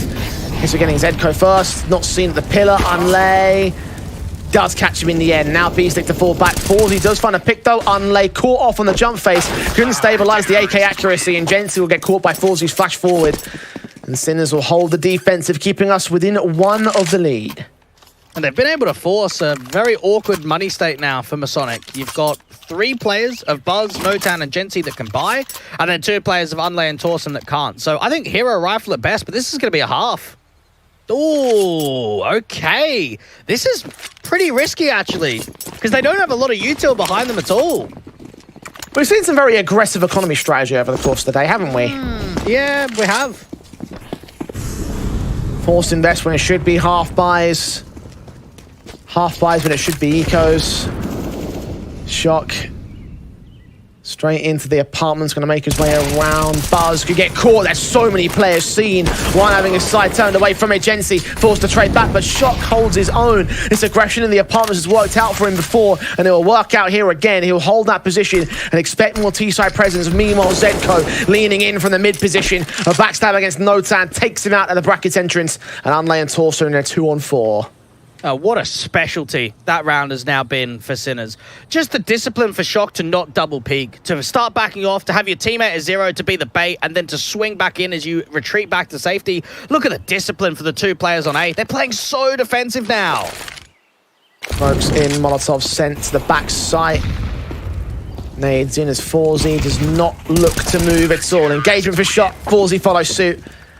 Crossfire to lock against those 2 individuals. Shock with another triple, and Sinners will equalize against MASONIC. And that's my round of the day. That's impressed me the most out of any of the games that we've had. Just the coordination of the apartment setup, and then what happens after that. Look at what the Banana players do. They just get in behind, don't they? So much distraction, so much tunnel vision focused on brackets and into apps that no one's even watching for Banana that point onwards. And knowing that that was a force buy and one that was so uneasy for MASONIC, they were desperate for a win or even a bomb plant, and they got neither.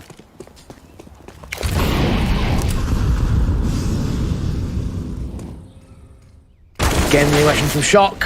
This time caught off by the pistols. Engagement found, but 0 only gets a frag. Jency responsive to the 4-on-3. Flashes over to a free and open bomb site. So the bomb plant will come down. It'll be a retake mode here for Sinners. This looks pretty good, actually, for MASONIC. They found themselves with pace working out with entries. And now FULLGAME, Zedko, and Beestick have to set themselves up for the retake. This does not look fantastic at all for Sinners. Another steal from MASONIC on the table here. M4's leaning in, smokes up. And get some sort of control. FULLGAME caught through the smoke instead. Zedko and Beestick making their way in from 2 very different sides of the site. The blocks firing away. Jency's found the counter flank. Beestick will fall. Zedko will drop the same. It'll be 8-7 at the turn of the half for MASONIC. Sinners did well to keep pace, but that was a force by steal there at the end. Yeah, we've had a couple of those gimmicky rounds come through successfully, and I don't think either team has been able to win out massively in this first half. It's been quite close. I think we've got some very good, reputable halves for both of these teams in recent history on Inferno, so this could be quite a challenge right up until the end of Inferno. The closer halves we've had over the course of the day, the closest half you can get in CS. MASONIC pulling ahead by a small margin. Differences are small between these 2 teams, though. Julie setting for Notan on the pistol basis. Got PT50 for FULLGAME, the raid boss here for the Sinner side. No defuse kits on MASONIC, so they're looking to stand and hold the defensive, and pretty passive defensive as well as that towards the B site. And what have we spoken about? Sinners and pistol rounds. They've been very solid over the course of this best of 3. This could be a way to not only kickstart their campaign in the second half, but tie up the scoreline almost instantly. Crossfire for Torsen, getting shock. Gently not even required for support. The kill just gets found immediately out of Boiler. Zero is also up to task here. He's being watched, but without much more support for Torsen. Notan, meanwhile, strikes out towards the B side. Kill found on Zedco, and one more player with the bomb on his back is suppressed behind the smoke. They are forcing a slight over-rotation, but at the same time, Buzz and Torsen aren't leaving long. They're actually holding their post quite well, so Sinners are trying to see if they can force a complete over-rotate, focus their attention back into A. Dealing with Torsen's going to be tough, let alone Unlay deep in the side. Checking the quad so much. Headshot found. Beastic can return the frag, but now Unlay left alone towards Pit. On his position, ready for the headshots. Look out towards that short position just in case. Zero undetected in the apartments, and Beastie gets caught next. One man standing, taps through the triple, not quite found. Buzz will fall down in the round, but Gensi will indeed find the pick to close this one out. Make it 9 for MASONIC, and a pistol being gained. I could just see there for MASONIC, they didn't search too much for information, but instead had Torsen on that short line to allow the first pick, and then even Notan kind of cancels them out towards B with those Julies. That one pick siphons Sinners further away, and you're leaning back in towards an A control with a couple of man advantages. Things looking very decent there for MASONIC, and now it should be double digits and a 10th round gain from them. Oh, what a nade. Set in and spray down for Gensi in mid. Double taps, triple, quadra, ace. There it is. Anti-eco dealt with immediately. Only one casualty responded to on the MASONIC side. The Sinners have the rifle round. And Gensi's got the chance of getting into that big green. And when I think back to his success, I mean, he was the 14th highest rated player in the main Swiss stage. He's also an individual that we always look at on Inferno in the last 3 months as being able to put up the majority of the damage, a 1.26 rating across the 16 maps played. A lot of Inferno being done by Gensi and a lot of hard work being rewarded when it comes to his AWPing ability. Unreal for Gensi, straight into the mid control. Sees the jump face, sees Forzy, knows that he's headed out there. Wasn't getting the shot though. Baited enough there on the T side line as they set their defaults in. A very aggressive play towards Banana for Zedco here. Molotov's in towards the sandbags. Notan, I think, just spotted him. So both players fall back. We saw a very good T side of Nuke coming through from Sinners in only the last map. One thing that we know that they're known for on the majority of maps in the pool, some good T sides. We can expect the same to come into the second half. Gensi's now moved that AWP back over. They might want to try and retake the top of Banana. Not with that AWP falling, not with Anle going down with him. 2-for-1 responsives. SMG got to get back to that rifle. Who's going to stick on the automatic? Undecided at this stage. Got to swing out eventually. Torsen engages. Zero brings it back to a 3-on-3. Both players back here towards the A site. Where does that bomb go? Does it commit to brackets, to Banana? Decisions to make for Sinners. That's a good question. There's not too much of an inkling at the moment. Shock might just try and hold them at A for a little while longer. And it seems like they're making the right read. You've got Notan down there on B without any utility. And he's got the MP9 out of all weapons in comparison to the 2 M4s. Make their way in towards him as well. Swinging out, grab that AWP. That's Would have heard that drop off. You're right about that. They need to go back to out towards the Coffin's position. They would hear that as well. They're making their way into the cross. Smokes back, scope in, flashbang. Does force him to take a premature shot, lean back forward, the flick not quite landing as he gets out of the way. 3v3 retake in from Banana. You have got Torsen leaning in very quickly, actually. Could deny the bomb plant. No, nades back. He will look to engage, get his kill. That's an advantage now from the Sonic swing for Zedco. Spray lines up, doesn't get any more. It's Notan with a no-scope jumping through the smoke. 1-on-1 now. Julie's pulled out. AK sprays Matic, but 1 HP for Forzy. Could not hold on forever. Notan is going to hold together the round for MASONIC. And that was very well played from MASONIC. I love the way that Torsen fights immediately. Get yourself in there, make it chaotic. They try and flash their way forward from the CT smoke, and it does get tough towards the end there, but Notan comes through with an all-important clutch, and that probably gives a lot of leverage forward to MASONIC now. You've made the difference 4. You haven't allowed Sinners with the loss bonus to be able to answer back immediately. There might still be a buy on the table for the Czechs, but it's going to be a tough one if they force it down completely. All rounds to the good on the Masonic side. Small tech pause to follow suit as well. Apparently some lost problems over on the Danish side of things. Best meme out there. But hey.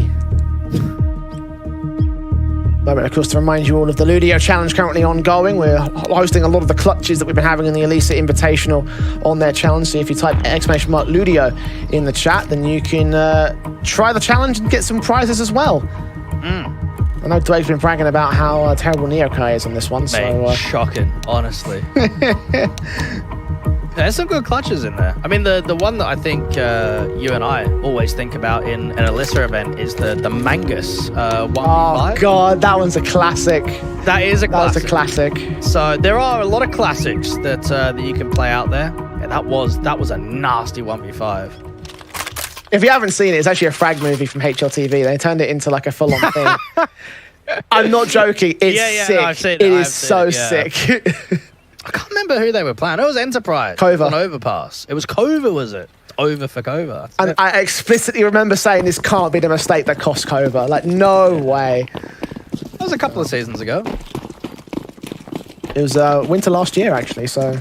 There you go. See whether Sinners can pull off some similarly, shenanigans here now with their pistols pulled out.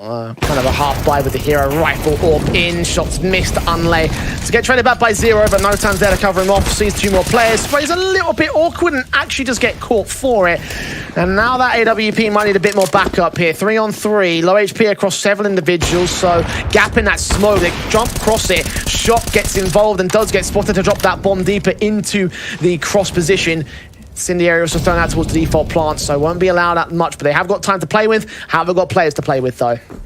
You can't make that mistake. If you're going in for a B-pop, you've got to have your smoke down correctly, because that was all the control in that round. If that smoke goes down and you get a bomb plant in a 3v3, you can see it being workable. Anytime you've got a gap in the smoke, though, you're going to get punished.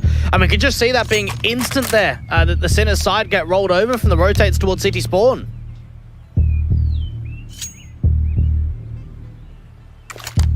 Sonic starting to stack these rounds up. Sinners have yet to score on the T side. That's in spite of the tech problems they're facing right now on their own side of things. Another tech called in by Masonic, a keyboard issue for Buzz. Obviously, don't want to let that happen. I've had my keyboard issues in the past week. Yeah, I'm even rocking a new one now, mate. I hate it. Just I like the setup as it is. You know, I don't like change. Why did you change it then? Because I spilled drink all over it. So. See, I'm not the only one now. That's fantastic. Yeah, it was a sad day. I need to change my keyword. See, because because I spilt a drink during a broadcast. Was it last year? Wasn't it? Yeah, it could have been. I don't remember when it was. But it was a while ago, and I needed a keyboard in an emergency, so I just bought a 10 keyless one, and I realized I really like the 10 keypads. That's very handy. So I want to get a new one to upgrade and add a keypad. So yeah. While we're in buy-binds on it, that's what I have. Yeah, I mean that's part of the reason why, right? You know, like it's very handy. It is. While we're waiting for Masonic to solve this issue, a reminder to you all that Elisa Masters is less than a month away in Espoo. You're looking to sell tickets and get yourselves out to see whether one of these two teams will make it forward to the Masters event. Of course, a spot for IEM Katowice also up for grabs. A lot of interest and intrigue around that event. So, for sure. And knowing that these are the main Swiss teams, I mean, it's actually a decent likelihood that they get the qualification spots. I mean, if anything goes off the invitationals that we've had in the past, the invitee teams do often struggle. So making it past the round of 12 and going up against the quarterfinals, we might see one of those two teams in there. I'm talking about the invitees as well to Masters themselves, because there could be some upsets happening with those tier 1 squads. So yeah, keep your eyes on how that'll go. And again, if you want to see it in action, elisa-esports.com/masters, buy your tickets now. You've only got so much time to do so. We're all going to be there. Rifle round inbound for round 20. And again, 5 in the lead for Masonic. Sinners are yet to score in the second half. We do love an upset, that's for sure. Masonic, they love their city side, being very disciplined, very drilled on the contacts right now. Even Forzy's trying to see if he can draw one of those overfights to come through from the short control up towards Porch. And Jency goes back and forth with Buzz. You can see the way that there's a little bit more tempo, and now Buzz actually drops. This could just be a fly forward. Got Torsten standing alone here. AWP not checking it. Torsten swings out, catches him looking the wrong way. Swing back in the open, getting 0. Just ahead of Pitt, sees the shoulder of Zedko, and Zedko has the better shot back to a 2-on-2. HP advantage and all involved in this one. Unlay, edge of the smoke, unknown to Zedko. He backs away before it clears. That bomb will commit, should get planted. It should be a retake for MASONIC. Yeah, that's a good call. Zedko could re-smoke Moto down there towards that pit control. I think if Unlay would have got aggressive through that smoke, he would have been cancelled. He would have been denied any opportunity. Smoke sent in to get a bit of cover here for the CT side. Block off that pit control. Zedko trying to get on top of the broken wall. Smokes in, Unlay leaning up. When he check this position, I hope he does. Doesn't see the headshot. Zedko gets credited with a kill. No time back into a one-on-one, and B-Stick is right on the ball side. Flash turned away from it in the area as well. Trying to drive him out. He's getting tagged. No time sees him and wins out that fight. But where's the bomb itself? It's in the middle of the fire. Barely enough time at 20 HP. Ooh, I think he's going to be a little bit close towards this one. Yeah. Oh, it's okay. It's fine. It's all good. 13 for MASONIC. Yeah, this is now 2 clutches from Notan on this one map of Inferno. He's been great in the 1vx to be able to step up. And for B-Stick, you could see the way that he wanted to try and be on the edge of that box, not get down to the flames at all, because it's not about the damage, it's about the information. As soon as you give up that tail that you're in the backside corner, you've lost that round already. That's a very good clutch situation going through. And MASONIC, it adds to the tenure of this second half, just putting more rounds up in a row.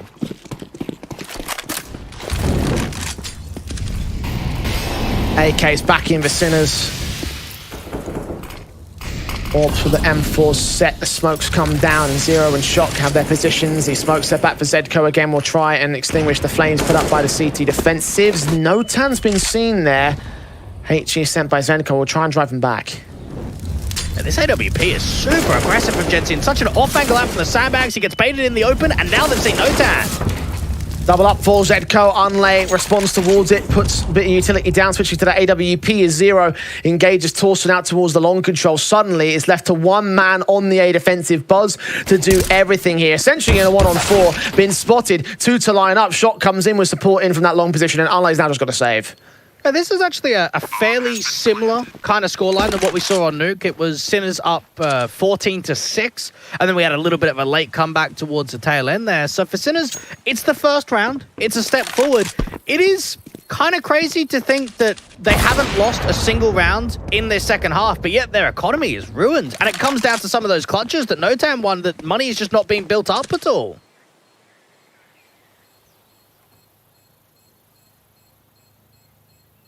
Finally, Sinners will get their first on the board. Took a while to do so.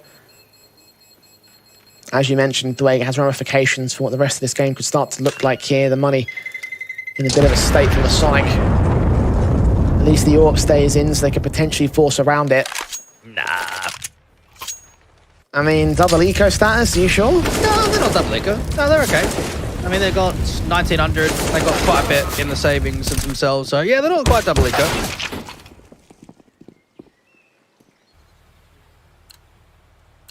Looks like you're bang on the money with that one. 5-7 brought down by Unlay. Jency buying a bit of Kevlar to support the AWP on his own part. So let's see whether they can do anything with this.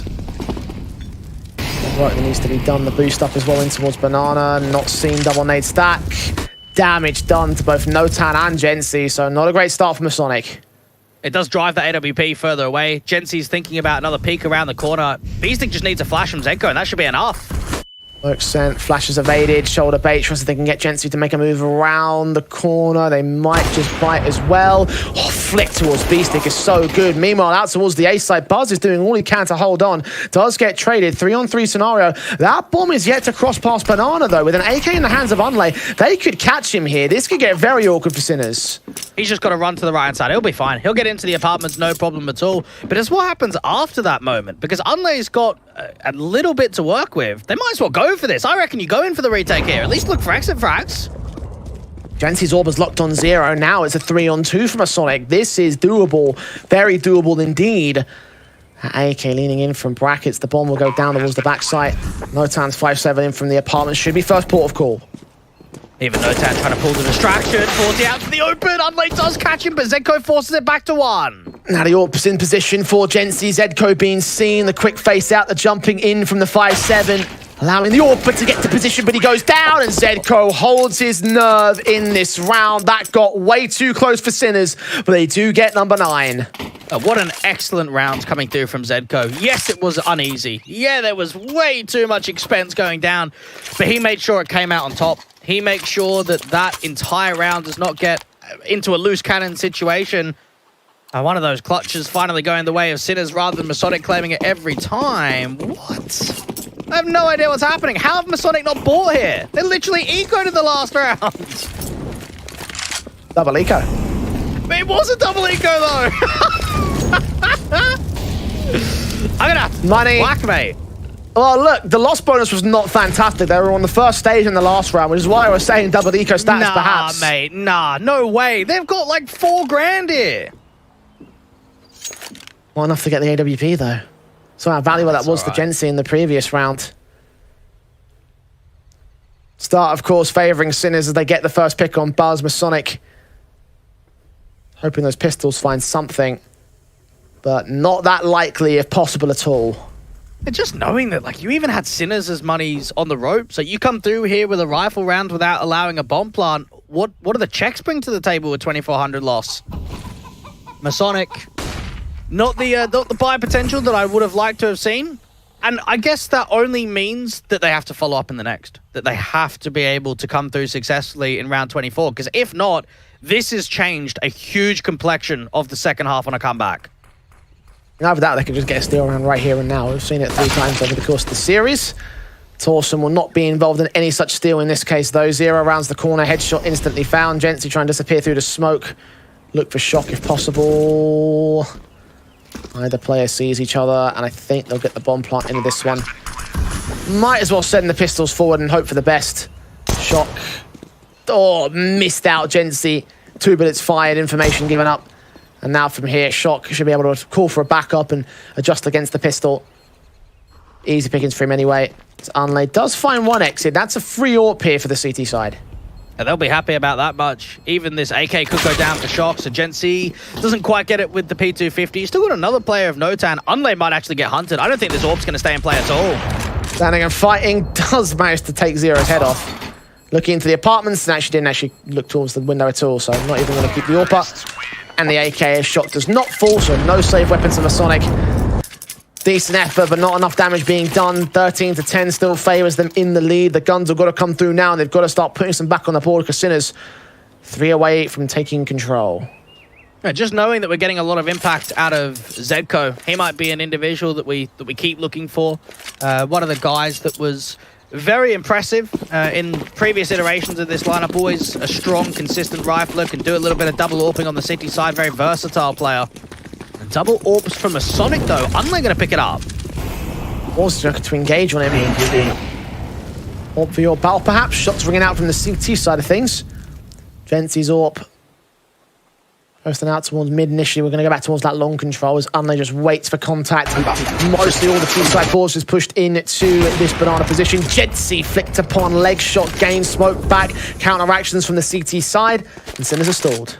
Yeah, they're not going to commit with this at all. Try and see if they can draw and over-rotate. Even the nade stack out towards Coffins doesn't do that much damage. Down to 67 for that AWP. That was the right idea, though. Boost up, get the verticality advantage, just not quite get the connection. Even Zero, while all of this has been happening towards Banana, he's been stuck in the apartments. He's been waiting to see if anyone will get aggressive.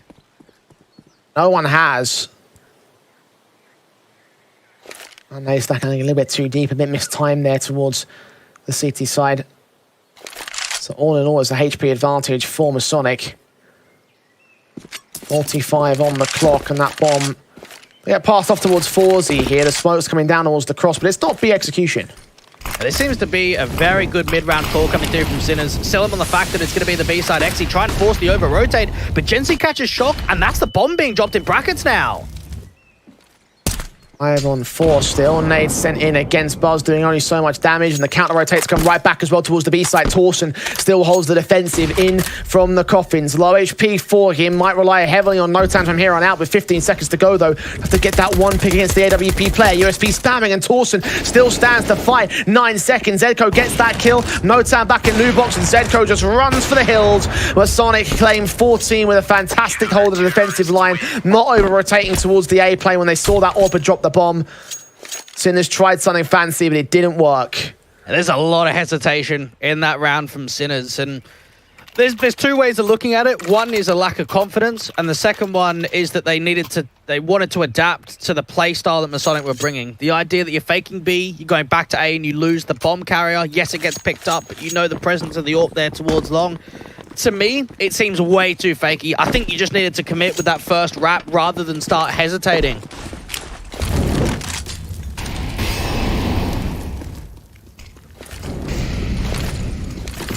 Flash forward in for Shock, leaning in, Torsen, M4, kill found. Can't double up though, Zero with a responsive. Backing away MASONIC, taking a lot of damage on Gensi's part, so it's a slight advantage for Sinners here. And Gensi's not in the best of position, being exposed towards that short angle, so he's hoping that Buzz is going to maintain as much of the apartment stance as possible. The Sinners have still got a lurk down there towards the log side. That's the MAC-10 B-stick waiting for some temper of aggression to come through from Banana. Not quite the kill found on No Tan. Zero turns it in for a 2K. AWP of Unlay. Suddenly he'll be left all alone here towards the Banana control. Trying to face in against Forzy. Has seen the MAC-10 and lands on B-stick to bring it back to an even standing. Bomb can't afford to take a peek up here though. But it might be split into the B side. Zedko can complete this backstab. Oh, good kill from Forzy. That's going to bring more attention down there towards Banana. Unlay might not have any idea he's being wrapped in. There's still so much time. The more that he aggresses, though, the better chance he has of surviving longer, which creates more of a chance of the bomb to get dropped. This is getting real complicated for Sinners here. The backstab cancelled towards the B side. They try and counteract the backstab towards the A play. Gensi's about to face the bomb carrier. If he gets this kill, it's round done. It's all a case of timing. He looks back to the A side with the Molotovs being sent back and all. Wrap in towards the mid position. Shots not connecting. Kill for Zedko now. Forzu's got to send it straight into the bomb site. The AWP of Unlay left alone for a 1-on-3. That is very risky, but I guess Sinners don't have a great amount of information on where Unlay is and where the likes of Gensi is too, so just start shifting that offensive back over towards the A side. Now, money here for MASONIC, 1900, all being saved in. It's not fantastic. We probably won't see a buy. Might have to just be a light eco around the saved in AWP. Seems likely to me that being the case. Take it on the chin. Go to 11 now for the Sinners. Within 3 of MASONIC at this stage. Unlay's AWP. Only thing to remain here. Yeah, half invest at best here for them. And just for Sinners clawing it back, I think that they are one of the teams where when you see them on a comebacking situation, you probably have a little bit more faith than you do for MASONIC. At least that's how I look at it, because Sinners, they're a lot more established. They're very familiar with this sort of pressure, being a well-known name in the Tier 2 atmosphere against a brand new look.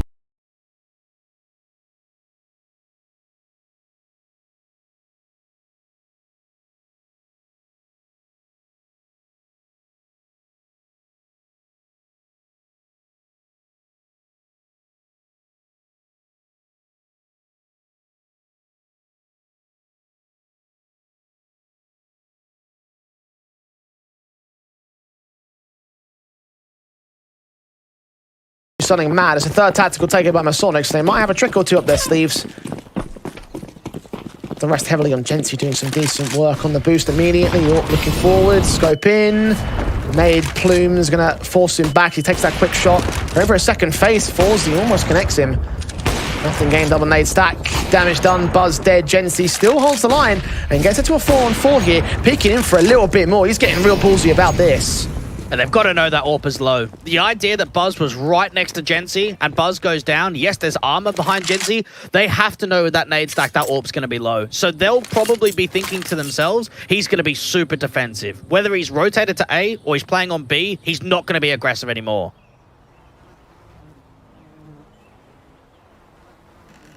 Minute on the clock, and it's only no time to defend. P2K versus 4 individuals. Smokes to the cross. Sinners should just storm the site pretty effectively, unless he gets like 3 headshots and maybe even a kill on this one. I doubt he's going to really send any sort of retake in from the upgrade pistols here, or the AWP for that matter. No time. Counter smokes in, just spam forwards and gaining pretty much nothing for his trouble. And clearing out as much of that B site as possible. That's the tell. They did spot the single individual out there towards the construction angle, so they'll know that there's one in close.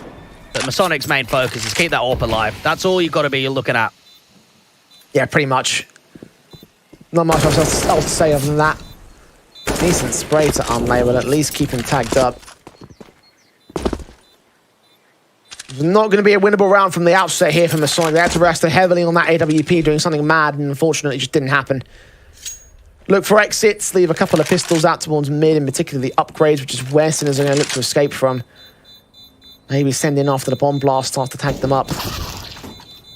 Got Torsen caught off, AWP detected, 5-7 swinging, no time goes falling, Unlay gets nothing.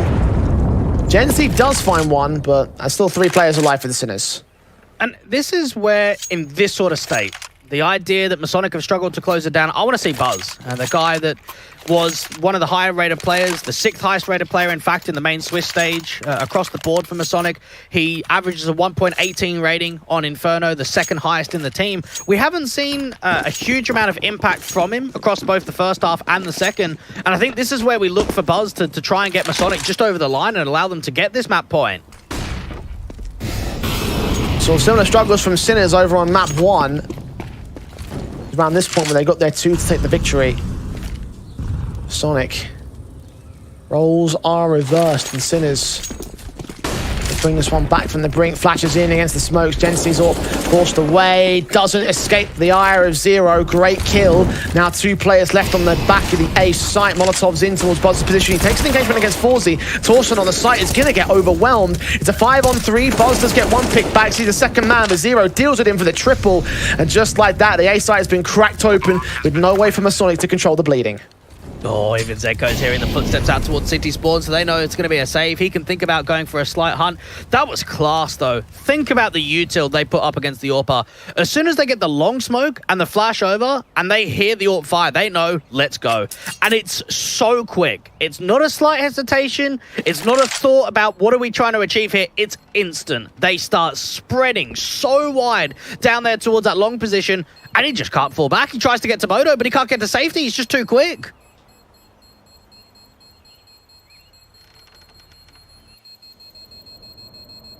Number 13 for Sinners. It's time to be a little bit concerned for MASONIC.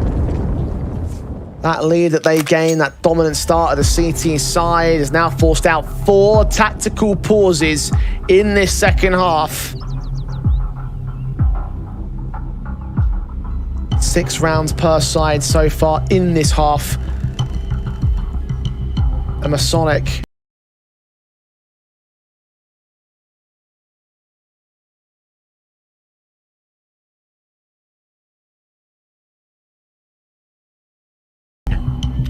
I wonder, do they just go for a hyper-aggressive round? Like, is it one of those crunches down bottom mid, where you just aggress banana, you aggress down mid, maybe you get a flash high over the balcony position when you get into the fight in bedroom and look down second mid? I think just something out of the box, something high tempo, and very much on the front foot might be that that creation that MASONIC try and lead to.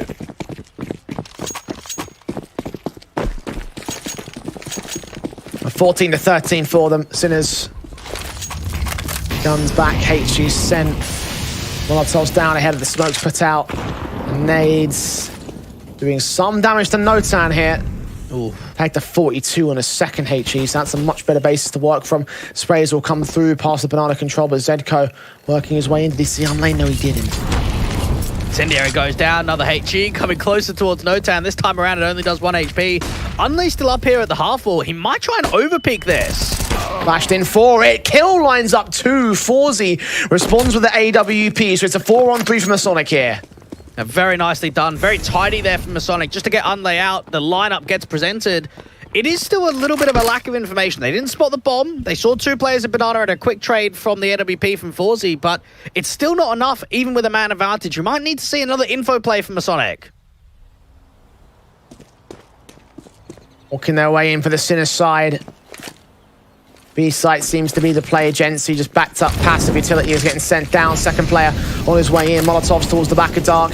Gency with an incendiary that could potentially block off a bomb plant position. Notan, however, holding the main cross. Nade sent towards him. Flashes over. Swing for the spray. Not quite blinded up for it. The bomb will look to go down. Zero's just got to hope that it doesn't get spammed out towards this construction position. Gency can try and see if he can fake it out. Shock's even taking damage as he tries to get a duel towards CT spawn.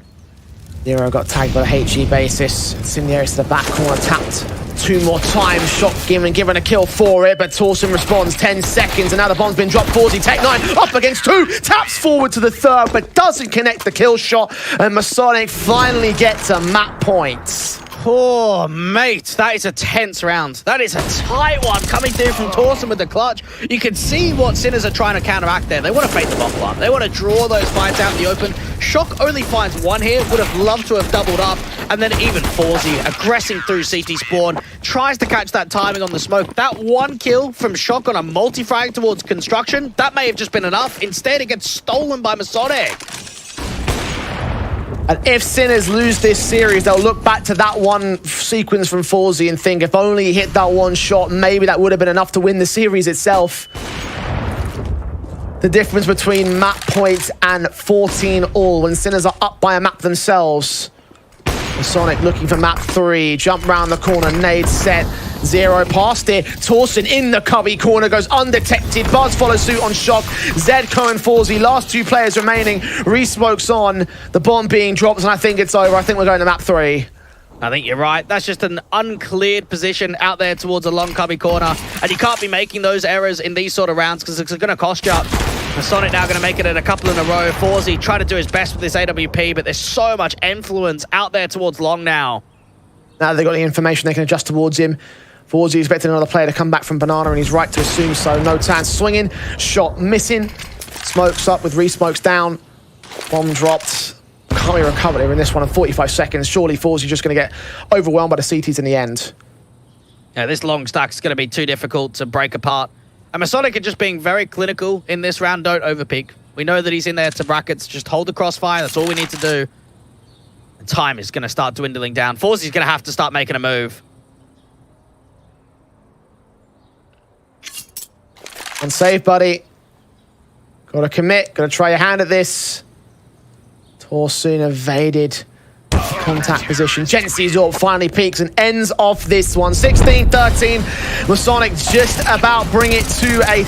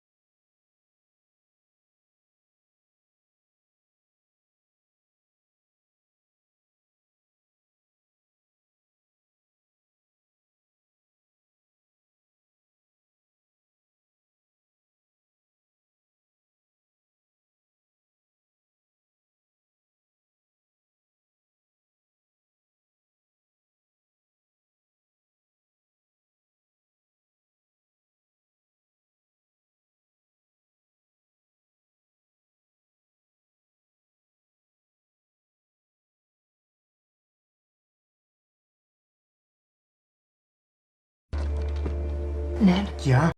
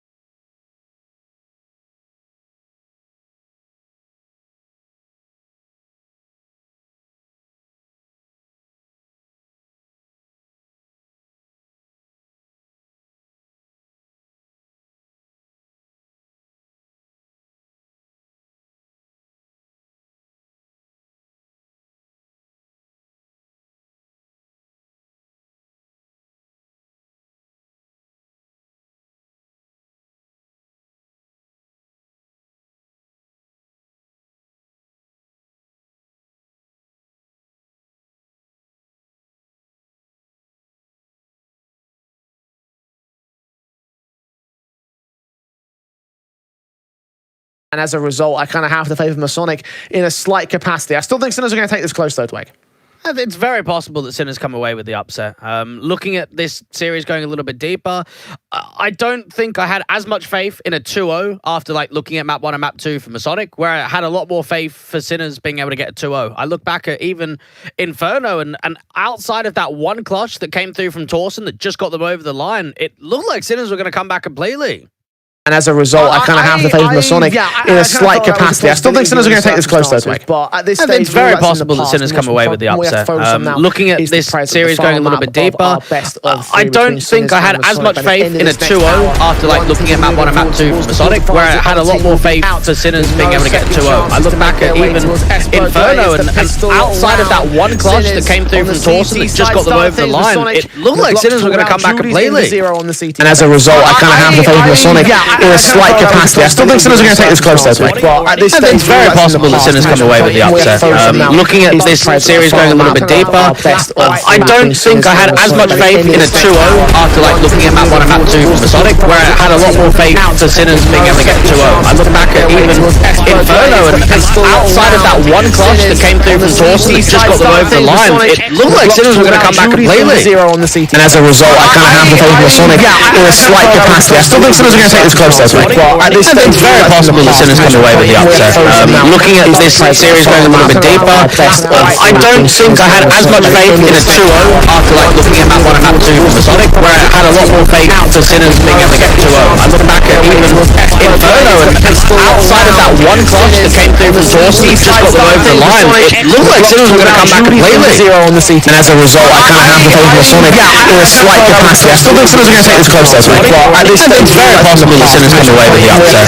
Looking at this series going a little bit deeper, I don't think I had as much faith in a 2-0 after looking at map 1 and map 2 for MASONIC, where I had a lot more faith for Sinners being able to get a 2-0. I look back at even Inferno, and outside of that one clutch that came through from Torsen that just got them over the line, it looked like Sinners were going to come back completely. And as a result, I kind of have to favour MASONIC in a slight capacity. I still think Sinners are going to take this close, though, Twig. Well, at this stage, it's very possible that Sinners come away with the upset. Looking at this series going a little bit deeper, I don't think I had as much faith in a 2-0 after looking at map 1 and map 2 for MASONIC, where I had a lot more faith for Sinners being able to get a 2-0. I look back at even Inferno, and outside of that one clutch that came through from Torsen that just got them over the line, it looked like Sinners were going to come back completely. And as a result, I kind of have to favour MASONIC in a slight capacity. I still think Sinners are going to take this close, though, Twig. Well, at this stage, it's very possible that Sinners come away with the upset.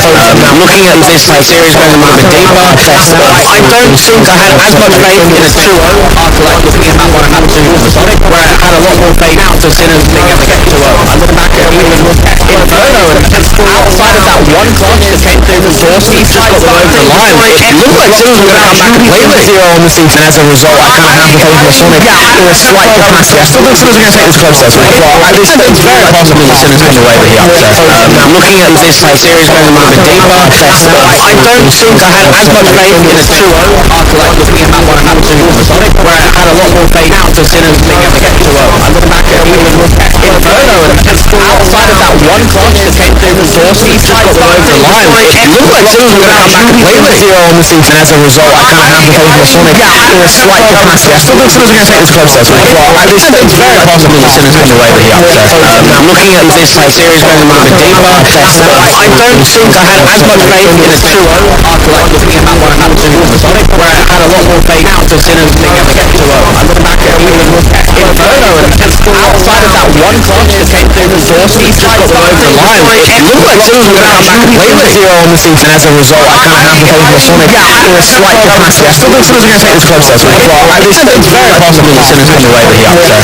Looking at this series going a little bit deeper, I don't think I had as much faith in a 2-0 after looking at map 1 and map 2 for MASONIC, where I had a lot more faith for Sinners being able to get a 2-0. I look back at even Inferno, and outside of that one clutch that came through from Torsen that just got them over the line, it looked like Sinners were going to come back completely.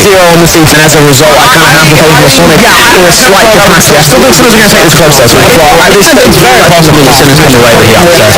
Looking at this series going a little bit deeper, I don't think I had as much faith in a 2-0 after looking at map 1 and map 2 for MASONIC, where I had a lot more faith for Sinners being able to get a 2-0. I look back and we would look at Inferno, and outside of that one clutch that came through resources, just got them over the line. It looked like things were going to come back and play with 0 on the season. As a result, I kind of have to play with MASONIC in a slight capacity. I still think Simmons are going to take this close though. It's very possible that Simmons can away with the upset. I'm looking at this series going a little bit deeper. I don't think I had as much faith in a 2-0 after looking at that one and having to with MASONIC, where I had a lot more faith out to Simmons being able to get 2-0. I look back at we would look at Inferno, and outside of that one clutch that came through resources, just got them over the line. It looked like Simmons were going to come back and play with 0 on the season. As a result, I kind of have to play with MASONIC in a slight capacity. I still think Simmons are going to take this close though. It's very possible that Simmons can away with the upset. I'm looking at this series going a little bit deeper. I don't think I had as much faith in a 2-0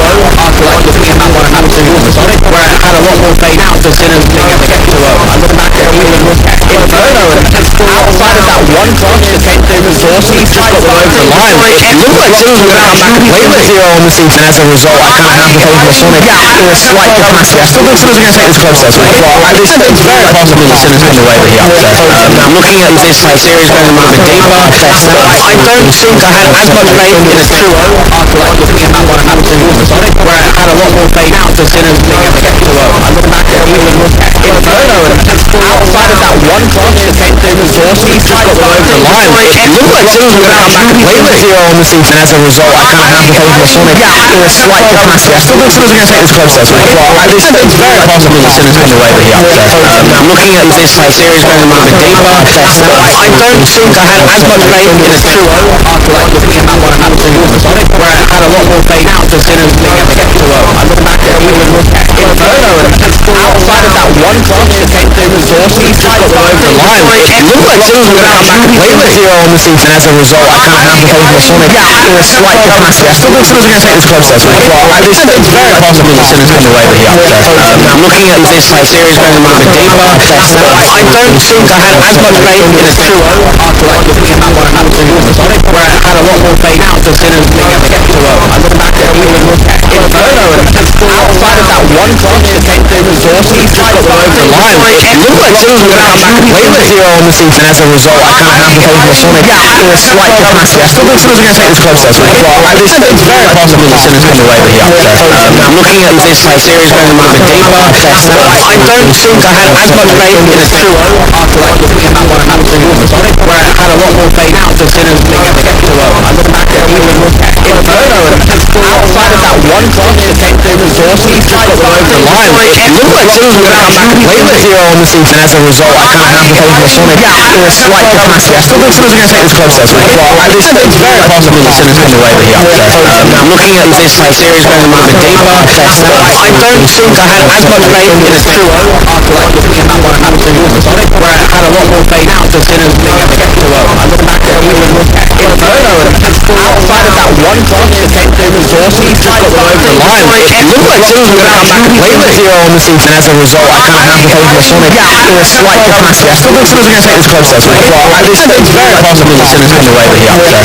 I'm looking at this series going a little bit deeper. I don't think I had as much faith in a 2-0 after looking at that one and having to with MASONIC, where I had a lot more faith out to Simmons being able to get 2-0. I look back at we would look at Inferno, and outside of that one clutch that came through resources, just got them over the line. It looked like Simmons were going to come back and play with 0 on the season. As a result, I kind of have to play with MASONIC in a slight capacity. I still think Simmons are going to take this close though. It's very possible that Simmons can away with the upset. I'm looking at this series going a little bit deeper. I don't think I had as much faith in a 2-0 after looking at that one and having to with MASONIC, where I had a lot more faith out to Simmons being able to get 2-0. I look back at we would look at Inferno, and outside of that one clutch that came through resources, just got them over the line. It looked like Simmons were going to come back and play with 0 on the season. As a result, I kind of have to play with MASONIC in a slight capacity. I still think Simmons are going to take this close though. It's very possible that Simmons can away with the upset. I'm looking at this series going a little bit deeper. I don't think I had as much faith in a 2-0 after looking at that one and having to with MASONIC, where I had a lot more faith out to Simmons being able to get 2-0. I look back at we would look at Inferno, and outside of that one clutch that came through resources, just got them got one over the line. It looked like Sims were going to come back and play with Hero on the season. As a result, I kind of have to go with MASONIC in a slight capacity. I still think Sims are going to take this close though. Well, it's very possible that Sims win the way that he upset. I'm looking at this series going a little bit deeper. I don't think I had as much faith in a 2-0 after looking at what happened to MASONIC, where I had a lot more faith now to Sims being able to get 2-0. I look back at even Inferno and outside of that one drop to take the resource, he tried to go over the line. It looked like Sims were going to come back and play with Hero on the season. As a result, I kind of have to go with MASONIC in a slight capacity. I still think Sims are going to take this close though. Well, it's very possible that Sims win the way that he upset. I'm looking at this series going a little bit deeper. I don't think I had as much faith in a 2-0 after looking at what happened to MASONIC, where I had a lot more faith now to Sims being able to get 2-0. I look back at even Inferno and outside of that one drop to take the resource, he tried to go over the line. It looked like Sims were going to come back and play with Hero on the season. As a result, I kind of have to go with MASONIC in a slight capacity. I still think Sims are going to take this close though. Well, it's very possible that Sims win the way that he upset. I'm looking at this series going a little bit deeper. I don't think I had as much faith in a 2-0 after looking at what happened to MASONIC, where I had a lot more faith now to Sims being able to get 2-0. I look back at even Inferno and outside of that one drop to take the resource, he tried to go over the line. It looked like Sims were going to come back and play with Hero on the season. As a result, I kind of have to go with MASONIC in a slight capacity. I still think Sims are going to take this close though. Well, it's very possible that Sims win the way that he upset. I'm looking at this series going a little bit deeper. I don't think I had as much faith in a 2-0 after looking at what happened to MASONIC, where I had a lot more faith now to Sims being able to get 2-0. I look back at even Inferno and outside of that one drop to take the resource, he tried to go over the line. It looked like Sims were going to come back and play with Hero on the season. As a result, I kind of have to go with MASONIC in a slight capacity. I still think Sims are going to take this close though. Well, it's very possible that Sims win the way that he upset. I'm looking at this series going a little bit deeper. I don't think I had as much faith in a 2-0 after looking at what happened to MASONIC, where I had a lot more faith now to Sims being able to get 2-0. I look back at even Inferno and outside of that one drop to take the resource, he tried to go over the line. It looked like Sims were going to come back and play with Hero on the season. As a result, I kind of have to go with MASONIC in a slight capacity. I still think Sims are going to take this close though. Well, it's very possible that Sims win the way that he upset. I'm looking at this series going a little bit deeper. I don't think I had as much faith in a 2-0 after looking at what happened to MASONIC, where I had a lot more faith now to Sims being able to get 2-0. I look back at even Inferno and outside of that one drop to take the resource, he tried to go over the line. It looked like Sims were going to come back and play with Hero on the season. As a result, I kind of have to go with MASONIC in a slight capacity. I still think Sims are going to take this close though. Well, it's very possible that Sims win the way that he upset. I'm looking at this series going a little bit deeper. I don't think I had as much faith in a 2-0 after looking at what happened to MASONIC, where I had a lot more faith now to Sims being able to get 2-0. I look back at even Inferno and outside of that one drop to take the resource, he tried to go over the line. It looked like Sims were going to come back and play with Hero on the season. As a result, I kind of have to go with MASONIC in a slight capacity. I still think Sims are going to take this close though. Well, it's very possible that Sims win the way that he upset. I'm looking at this series going a little bit deeper. I don't think I had as much faith in a 2-0 after looking at what happened to MASONIC, where I had a lot more faith now to Sims being able to get 2-0. I look back at even Inferno and outside of that one drop to take the resource, he tried to go over the line. It looked like Sims were going to come back and play with Hero on the season. As a result, I kind of have to go with MASONIC in a slight capacity. I still think Sims are going to take this close though. Well, it's very possible that Sims win the way that he upset. I'm looking at this series going a little bit deeper. I don't think I had as much faith in a 2-0 after looking at what happened to MASONIC, where I had a lot more faith now to Sims being able to get 2-0. I look back at even Inferno and outside of that one drop to take the resource, he tried to go over the line. It looked like Sims were going to come back and play with Hero on the season. As a result, I kind of have to go with MASONIc in a slight capacity. I still think Sims are going to take this close though. Well, it's very possible that Sims win the way that he upset. I'm looking at this series going a little bit deeper. I don't think I had as much faith in a 2-0 after looking at what happened to MASONIC, where I had a lot more faith now to Sims being able to get 2-0. I look back at even Inferno and outside of that one drop to take the resource, he tried to go over the line. It looked like Sims were going to come back and play with Hero on the season. As a result, I kind of have to go with MASONIC in a slight capacity. I still think Sims are going to take this close though. Well, it's very possible that Sims win the way that he upset. I'm looking at this series going a little bit deeper. I don't think I had as much faith in a 2-0 after looking at what happened to MASONIC, where I had a lot more faith now to Sims being able to get 2-0. one drop to take them exhausted. He's just got one over the line. It looked like Sims were going to come back playless here on the season as a result. I kind of have to take MASONIC in a slight capacity. I still think Sims are going to take this close though. It's very possible that Sims win the way that he upset. I'm looking at this series going a little bit deeper. I don't think I had as much faith in the 2-0 after I was picking up what happened to MASONIC, where I had a lot more faith out to Sims get 2-0. I look back at we would look at Inferno and outside of that one drop to take them exhausted, he's just got one over the line. It looked like Sims were going to come back playless here on the season as a result. I kind of have to take MASONIC in a slight capacity. I still think Sims are going to take this close though. It's very possible that Sims win the way that he upset. I'm looking at this series going a little bit deeper. I don't think I had as much faith in the 2-0 after I was picking up what happened to MASONIC, where I had a lot more faith out to Sims get 2-0. I look back at we would look at Inferno and outside of that one drop to take them exhausted, he's just got one over the line. It looked like Sims were going to come back playless here on the season as a result. I kind of have to take MASONIC in a slight capacity. I still think Sims are going to take this close though. It's very possible that Sims win the way that he upset. I'm looking at this series going a little bit deeper. I don't think I had as much faith in the 2-0 after I was picking up what happened to MASONIC, where I had a lot more faith out to Sims get 2-0. I look back at we would look at Inferno and outside of that one drop to take them exhausted, he's just got one over the line. It looked like Sims were going to come back playless here on the season as a result. I kind of have to take MASONIC in a slight capacity. I still think Sims are going to take this close though. It's very possible that Sims win the way that he upset. I'm looking at this series going a little bit deeper. I don't think I had as much faith in the 2-0 after I was picking up what happened to MASONIC, where I had a lot more faith out to Sims get 2-0. I look back at we would look at Inferno and outside of that one drop to take them exhausted, he's just got one over the line. It looked like Sims were going to come back playless here on the season as a result. I kind of have to take MASONIc in a slight capacity. I still think Sims are going to take this close though. It's very possible that Sims win the way that he upset. I'm looking at this series going a little bit deeper. I don't think I had as much faith in the 2-0 after I was picking up what happened to MASONIC, where I had a lot more faith out to Sims get 2-0. I look back at we would look at Inferno and outside of that one drop to take them exhausted, he's just got one over the line. It looked like Sims were going to come back playless here on the season as a result. I kind of have to take MASONIc in a slight capacity. I still think Sims are going to take this close though. It's very possible that Sims win the way that he upset. I'm looking at this series going a little bit deeper. I don't think I had as much faith in the 2-0 after I was picking up what happened to MASONIC, where I had a lot more faith out to Sims get 2-0. I look back at we would look at Inferno and outside of that one drop to take them exhausted, he's just got one over the line. It looked like Sims were going to come back playless here on the season as a result. I kind of have to take MASONIc in a slight capacity. I still think Sims are going to take this close though. It's very possible that Sims win the way that he upset. I'm looking at this series going a little bit deeper. I don't think I had as much faith in the 2-0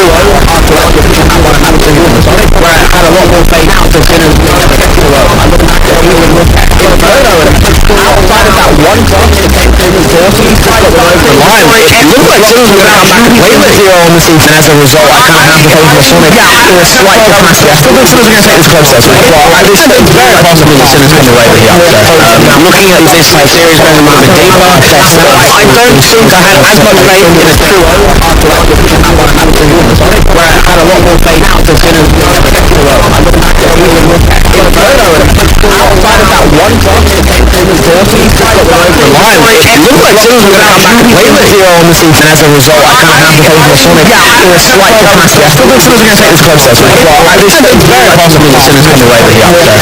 I'm looking at this series going a little bit deeper. I don't think I had as much faith in the 2-0 after I was picking up what happened to MASONIC, where I had a lot more faith out to Sims get 2-0. I look back at we would look at Inferno and outside of that one drop to take them exhausted, he's just got one over the line. It looked like Sims were going to come back playless here on the season as a result. I kind of have to take MASONIc in a slight capacity. I still think Sims are going to take this close though. It's very possible that Sims win the way that he upset. I'm looking at this series going a little bit deeper. I don't think I had as much faith in the 2-0 after I was picking up what happened to MASONIC, where I had a lot more faith out to Sims get 2-0. I look back at we would look at Inferno and outside of that one drop to take them exhausted, he's just got one over the line. It looked like Sims were going to come back playless here on the season as a result. I kind of have to take MASONIc in a slight capacity. I still think Sims are going to take this close though. It's very possible that Sims win the way that he upset. I'm looking at this series going a little bit deeper. I don't think I had as much faith in the 2-0 after I was where I had a lot more faith to finish the well. I look back at even Inferno outside of that one point in the 40s, got the line. It looked like Sims were going to come back later here on the season. As a result, I kind of have to go for Sonic in a slight capacity. I still think Sims are going to take this closer. Well, it's very possible that Sims win the way here. I'm looking at this series going a little bit deeper. I don't think I had as much faith in a 2-0 after that where I had a lot more faith to finish the well. I look back at even Inferno outside of that one point in the 40s, got the line. It looked like Sims were going to come back later here on the season. As a result, I kind of have to go for Sonic in a slight capacity. I still think Sims are going to take this closer. Well, it's very possible that Sims win the way here. I'm looking at this series going a little bit deeper. I don't think I had as much faith in a 2-0 after that where I had a lot more faith to finish the well. I look back at even Inferno outside of that one point in the 40s, got the line. It looked like Sims were going to come back later here on the season. As a result, I kind of have to go for Sonic in a slight capacity. I still think Sims are going to take this closer. Well, it's very possible that Sims win the way here. I'm looking at this series going a little bit deeper. I don't think I had as much faith in a 2-0 after that where I had a lot more faith to finish the well. I look back at even Inferno outside of that one point in the 40s, got the line. It looked like Sims were going to come back later here on the season. As a result, I kind of have to go for Sonic in a slight capacity. I still think Sims are going to take this closer. Well, it's very possible that Sims win the way here. I'm looking at this series going a little bit deeper. I don't think I had as much faith in a 2-0 after that where I had a lot more faith to finish the well. I look back at even Inferno outside of that one point in the 40s, got the line. It looked like Sims were going to come back later here on the season. As a result, I kind of have to go for Sonic in a slight capacity. I still think Sims are going to take this closer. Well, it's very possible that Sims win the way here. I'm looking at this series going a little bit deeper. I don't think I had as much faith in a 2-0 after that where I had a lot more faith to finish the well. I look back at even Inferno outside of that one point in the 40s, got the line. It looked like Sims were here on the season in a slight capacity. I still think Sims are going to take this closer. Well, it's very possible that Sims win the way here. I'm looking at this series going a little bit deeper. I don't think I had as much faith in a 2-0 after that where I had a lot more faith to finish the well. I look back at even Inferno outside of that one point in the 40s, got the line. It looked like Sims were here on the season. Around this default relatively quickly. In a slight capacity. I still think Sims are going to take this closer. Well, it's very possible that Sims win the way here. I'm looking at this series going a little bit deeper. I don't think I had as much faith in a 2-0 after that where I had a lot more faith to finish the well. I look back at even Inferno outside of that one point in the 40s, got the line. It looked like Sims were Anyway, here on the season. around this default relatively quickly. In a slight capacity. I still think Sims are going to take this closer. Well, it's very possible that Sims win the way here.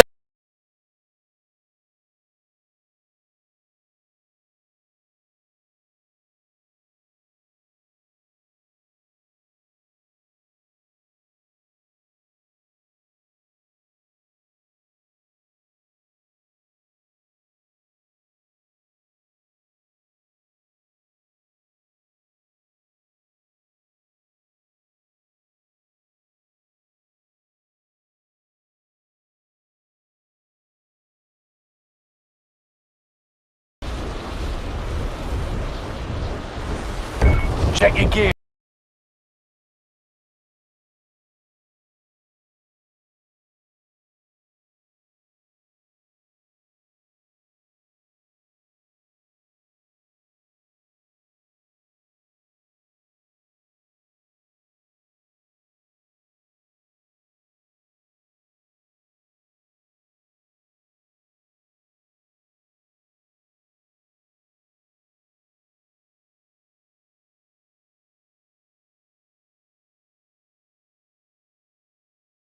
As much out of the AWP as possible. Boost it up, look down towards that bottom of ramp sightline, and try and see if you can bait in a further stack. Try and create as much impact over here. 3-man boost. FULLGAME looking over in towards ramp. This is pretty decent. Not much vision gain ahead of that smoke, though. He might see Notan, though. I think he does. Unlay with the bomb on his back. High potential for a frag here. He is getting edged over towards the right-hand side, but lands on Notan. That's the start they needed. Yeah, he saw that bomb, a lot of information, and now even the dings coming through for the USPs. That's another rifle that can get picked up towards ramp. I'm to be a little bit concerned, boys. 4-on-3 for the Sinners. Buzz trying to walk his way in towards Donut, try and find some sort of flank position, but with the extension from Zero and AK in his hands and all, they're going to realise it's going to have to be the A play. MASONIC are on their way in, and Sinners have the potential to shut this back down. Now that AWP's deep, and Zeko could peek on the contact, flash around the corner. That gives them a little bit of safety, but now there's a wrap coming through from 0-2.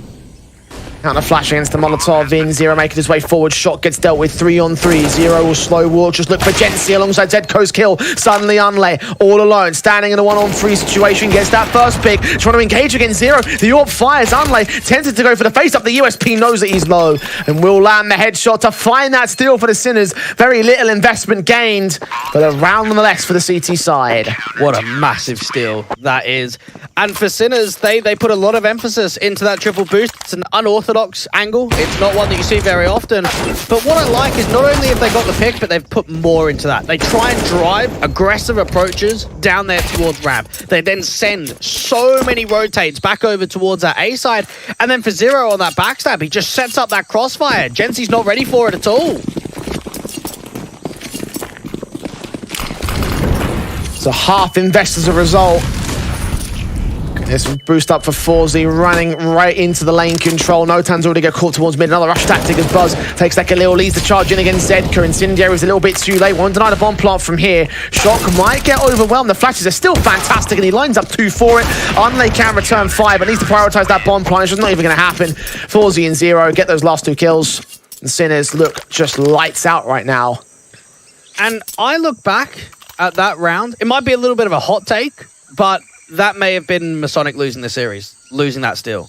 Like offering that AWP round in from FULLGAME to be successful. Because look at what that does to not only the economical state, but even the scoreline. You're now down 4-9. It could be double digits at the turn of the half. This is a very awkward position to be in if you're the Danes. 11-4 is Zonic's law, so MASONIC better be banking on that side of things, I think. Preferably want to win out a decent round, try and make it 10-5 at a minimum. This T side, of course. Sinners M4, a shot placed in towards elbow. Never run right past him. Oh my lord. This is perfect for the 3K. The lineups are almost perfect. Torsen turns around with 2 instead. Gets Shock. Follows suit on B-Stick. Back to a 3-on-3 will go. He does get caught by Zedko, so advantage tips back the way of Sinners very quickly. Forces thinking about working on the other side of the smoke, catches Buzz up close and personal, and now Jency's with the bomb, retreating back towards A main in another clutch situation for MASONIC. Another 1-on-3 for that matter. Bomb on his back, making noise. Zedko and Zero.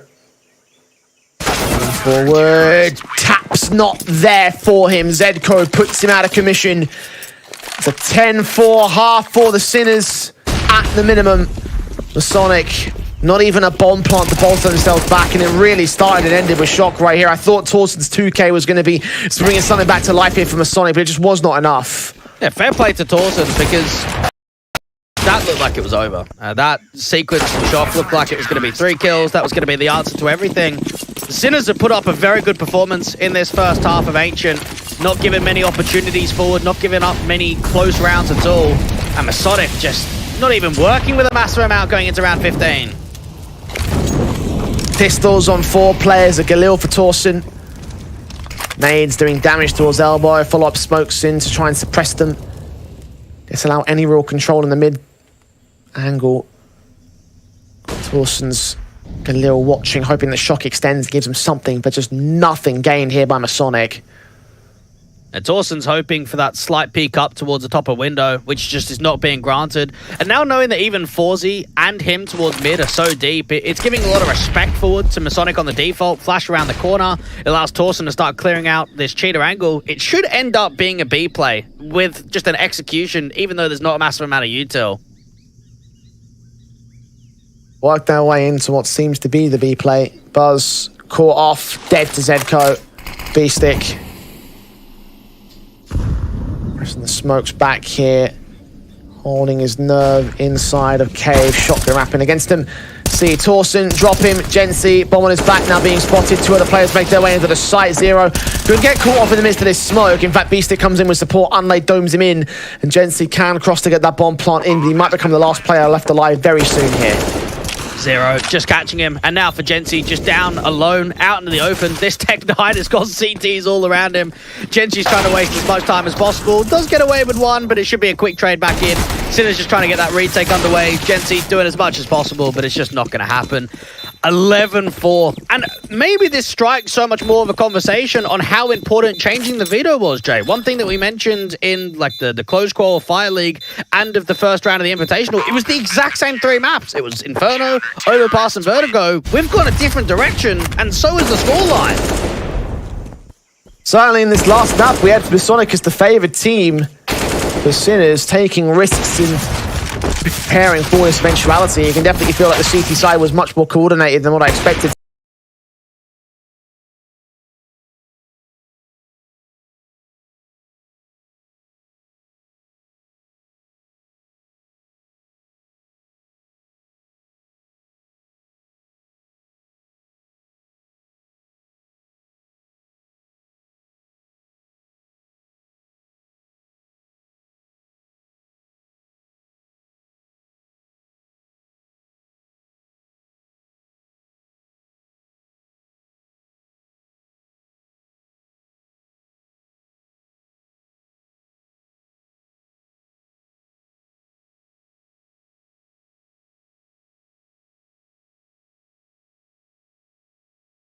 And they does get him, but B-Stick trades to a 2-on-2 only for a moment's respite. Forzy dealt with back, and Torsen finishes off the job. That's a bit more likely for MASONIC. That was a crucial pistol that they're going to gain.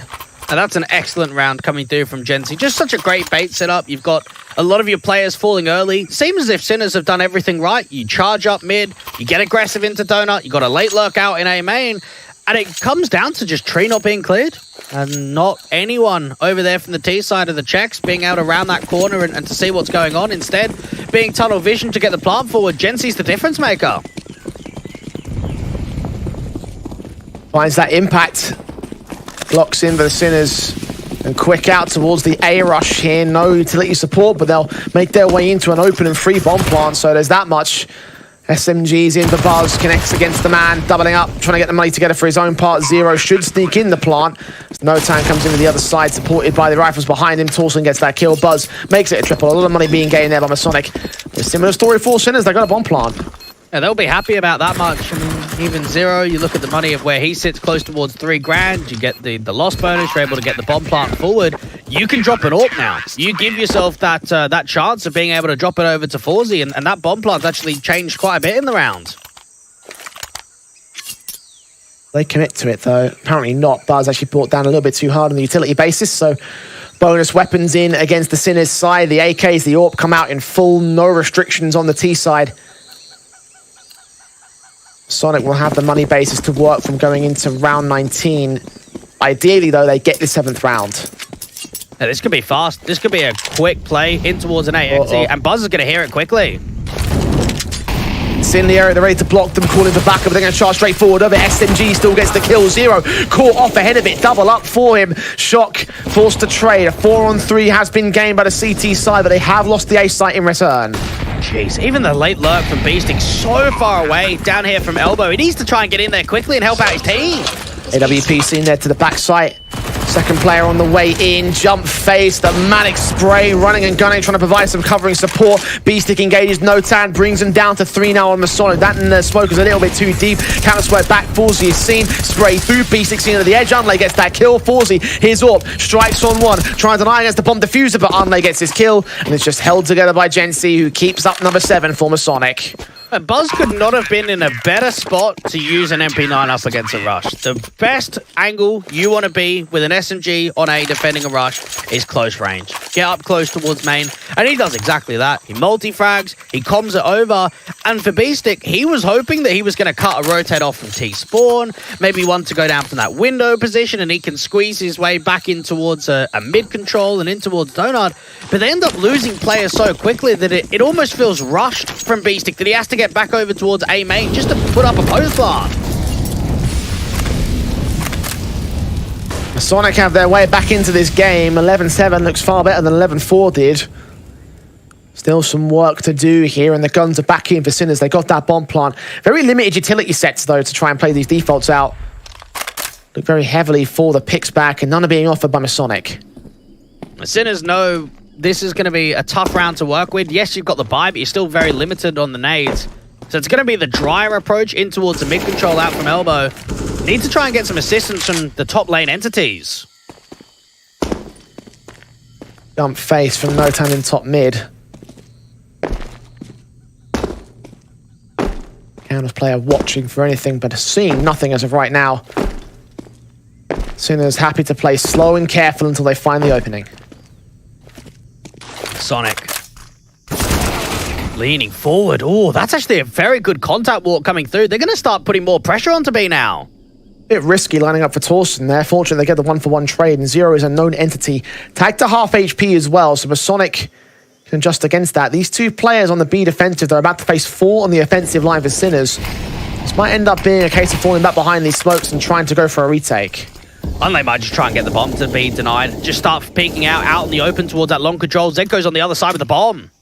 I think he just got spotted, but not poking out to that long position, so they'll let that bomb get planted. Notan does catch him past the smoke in the end. Smokes come back as well towards the ramp entrance. Forzi caught up by the flash, trying to body block desperately, but unable to do so.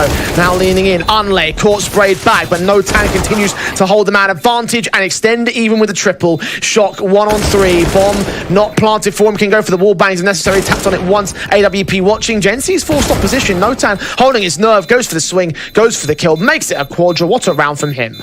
I just like the util set coming through from MASONIC. That one smoke towards ramp makes it so uneasy for Forzi. You can see the way that he wants to back off, play it defensively, and then once that smoke goes down, where does he go? He's got to try and fight towards long, but he's also got to get back to safety, and that's where Notan's just able to catch him.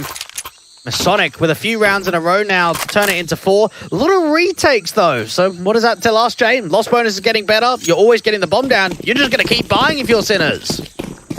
We've kept having a lot of casualties as well against the MASONIC side, so if this keeps on going, then yeah, they'll get the rounds, but it will be closer and closer to that reset. Sinners with much more buy potential on their board means that they just need one good round, and that will turn the whole thing towards their favor. Heavy swing to the T side. MASONIC need a bit more confidence on their board. This will be the round to do it. Zenko's expecting a slight aggressive maneuver to come through deep towards A main, not to be. Notan does spot out Shock and realizes there's only one player in mid, and Buzz is going to try and hunt him down, or at least focus that attention up to window now. Notan will keep his eyes on Elbow instead, try and swing forward. Baxa turns against the anti-flash positions. Torsten, meanwhile, in cave, expecting someone to make their way in from Cheetah. Again, playing anti-flashes. Notan does pick up that first casualty. Buzz follows suit on B-Stick. Mid-control working so well, so unbelievably well. But suddenly, Forzi is alone, dealt with by Torsten as he extends forward. And that is the confidence I'm talking about.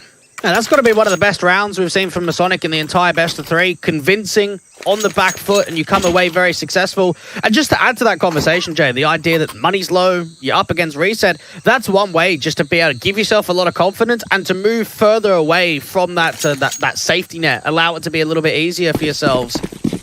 And recover a couple of AKs, keep them in play for Buzz and Torsten. Sinners might have to look to start getting more aggression forward. Tech9 trying to go for the rush tactics. Gensi's ult might get caught off guard in a donut, eventually overwhelmed by the Tech9 of Zero. Damage has been done to him and Shock. M4 caught on Notan, extended too far forward of that smoke, so advantage sits with the CT side. Forzi trades back on Torsten at least, and they gain some candles control. B-site is a little bit exposed, but that bomb has gone in too deep. That still allows breathing room for B-Stick, and I think for the bomb, just try and get one kill. That's all that Shock can hope for here. 1-for-1 trade for Unlay, though, could lead to demise, especially as Notan's there for it. Bomb dropped, smoke down at candles. He was eye set towards the B backstab. Sinners are waiting for that steal. There's been quite a few of them over the course of this best of 3. It's all a matter of timing for B-Stick. Far doesn't hit the shot though. No Tan comes up. FULLGAME now left alone, AK in hand. And dealt with by Buzz's fault. 10 to the board of MASONIC. That is 6 in a row against the Sinners, who have yet to score in the second half. We've seen many attempted comebacks over the course of this series, both on map 1 and map 2. Is this one going to be successful? This looks to be the most likely, I'll put it that way. Just with the completion of the first half and the way that both teams have adapted here on Ancient, this seems to be the most likely comeback out of all 3 maps that we've seen so far. CT side's doing its work for Ancient. The blind sprays and no Tan combining with the HG damage, leaving Zedco on 35, Shock on 68. Smokes in, but Torsion going to suppress the mid lane as well. Go for the wall bangs and catch 0 to open up the round. And even keep Buzz very aggressive down on A, allows the shift forward to come through from Gency to focus his attention just outside of Donut. Even Zedco's being pressed further forward with the util onto Notan, but it's more of a fake in here towards Candles. There's actually a shift back to B. Ashes forward and Torsen's keeping himself suppressed to that M4. Zedco making his way in, footsteps heard. No Tan holding his nerve and gets his kill back. The AWP would be heard scoping in, takes his shot, misses. That allows No Tan a pretty free kill. 5 on 2 from MASONIC. Confidence truly brimming for the Danes here as Shock is spotted, dealt with by Torsen. Bomb drop, B-Stick, 1 on 5 in the midst of the smoke. Dead to rights, all 5 alive. What a round for MASONIC to even up the board. And this is where I've got to question the philosophy for Sinners. Like, why are they even taking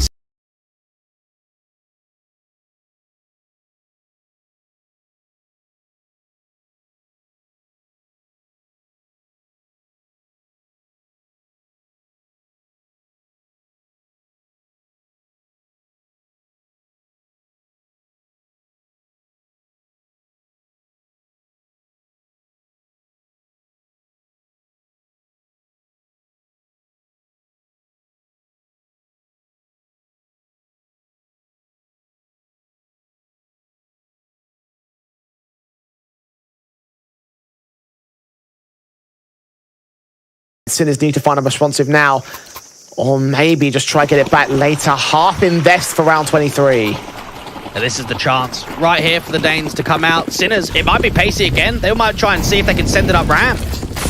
Mac-10s lead the charge, Smokes against it. Nice Nate down, doing some damage. Sprays through from the AK of Arnley, trying to connect some headshots, but so far so little. Torsen does get one. Zedco finds a responsive. No Tan in with backup support. And the Deagle of FULLGAME catches Buzz, but unable to catch the kill against him. Bomb plant has been secured. That'll be money bonus for the next round by, but they're pressing forward to these pistols. FULLGAME gets Gency. No Tan responds with the 2K. 0 and Shock now. Press very far forward of this, actually. Out towards that long control. Nade's doing their damage. They're not suspecting of how deep they've really gone. The backstab could get set up. That bomb's not planted for this position, though. Deagle in, catches No Tan. Position held. Deagle shots. Buzz gets involved. 0 trades it back, and Unlay holds control. So all in all, not a terrible round for the Sinners. Took a number of AKs out of play from MASONIC and got a bomb plant. The rebuy will still be seen by the CT side. Yeah, the issue is, when you get into this position where there's so much money being farmed up, it doesn't really matter how much economical damage you do or how much potential there is in the round. At this point, you're desperate for a steal. You're just looking to try and see if you can respond in the second half, because you haven't been able to do so. Yes, there's been a lot of bomb plants, but there hasn't been that many rounds that look convincing enough that they're actually going to pull through with a round victory. Next thing to find the formula for the Sinners. Quick again in from the CT side. Look at the confidence for Torsen. Smokes in, trying to block off vision. Still spot one. Spray doing a ton of damage to several individuals. The smoke's going to come back from Torsen as FULLGAME catches him through the smoke. Second player is still out there for Unlay, though. Kisses Zeros, just spots him at the edge of the smoke itself. Vision being given up barely as it starts to clear. He does get caught back by that elbow presence, and FULLGAME's AWP can strike on Gency. So it's a 4-on-2 for the Sinners here. A great impact being established in that crossfire towards mid. No Tan looking to try and put the pressure back onto Shock. Knows that he's down here towards the bottom of Elbow. The M4 wins out, but takes a lot of damage down to 34. Needs to win the second part, and Zedco as well. Caught looking the wrong way with Buzz. Caught out in the open. Dead to rights. No Tan now with 34 HP for the clutch. Bomb is outside of Elbow, though. And the T's have got to go back for it. Oh, we've seen No Tan in clutches. Think back to Inferno. He won 2 of them in one half. Gonna add one more to the tally here to bring in number 13 for MASONIC. He must believe it's going to be the B play here. The AWPer of Forzy extending out quite far. AK, careful about extending out of this position. Caught. And there you go. Sinners finally have the start in this half. 12 all, they even up the board. That's the round victory they're looking for, but still MASONIC have cash. They're going to buy down again. I see that discipline coming through from Forzy. Up there, boosted towards the top of the white, because he was the difference maker in a lot of those trades. You can see MASONIC found it very uneasy down there towards lane, and once you've got a couple of players out towards elbow, that was it. That was just siphons.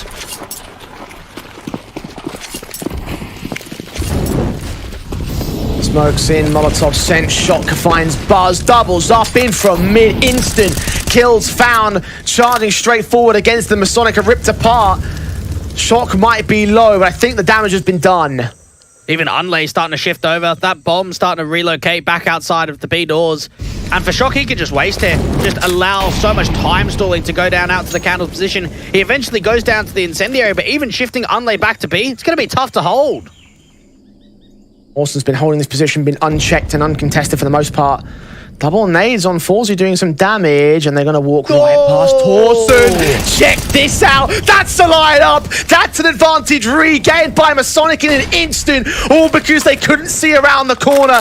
AK in his hands. Backup will be on the way. Zedko trying to challenge has been spotted. Drops that bomb. Looks for the kill. Unlay with a responsive, and Forzy is known. His AWP on 23 points of health. Bomb dropped. He's out of there. He's running away. Come on, boys. Ah, man, like, it's just, we know that Cave is like that. There's so many of those cubby positions, and you just got to be clearing. You've got to be clearing better than what they did there. That's heartbreak, because they've done so much effort and work on the default to set themselves up, and the only reason they lose that round is because they don't clear the angle all the way. That is going to sting. That is seriously going to sting for the Sinners. Because you can see how confident they were, just walking straight in, right? Cave's clear, boys. We're going to set up the B site hit. We'll go for this. The shock of a lifetime with 2 players mowed down, and then from there, the whole complexion of the round tipped to the favor of MASONIC, and they never let it tip right back.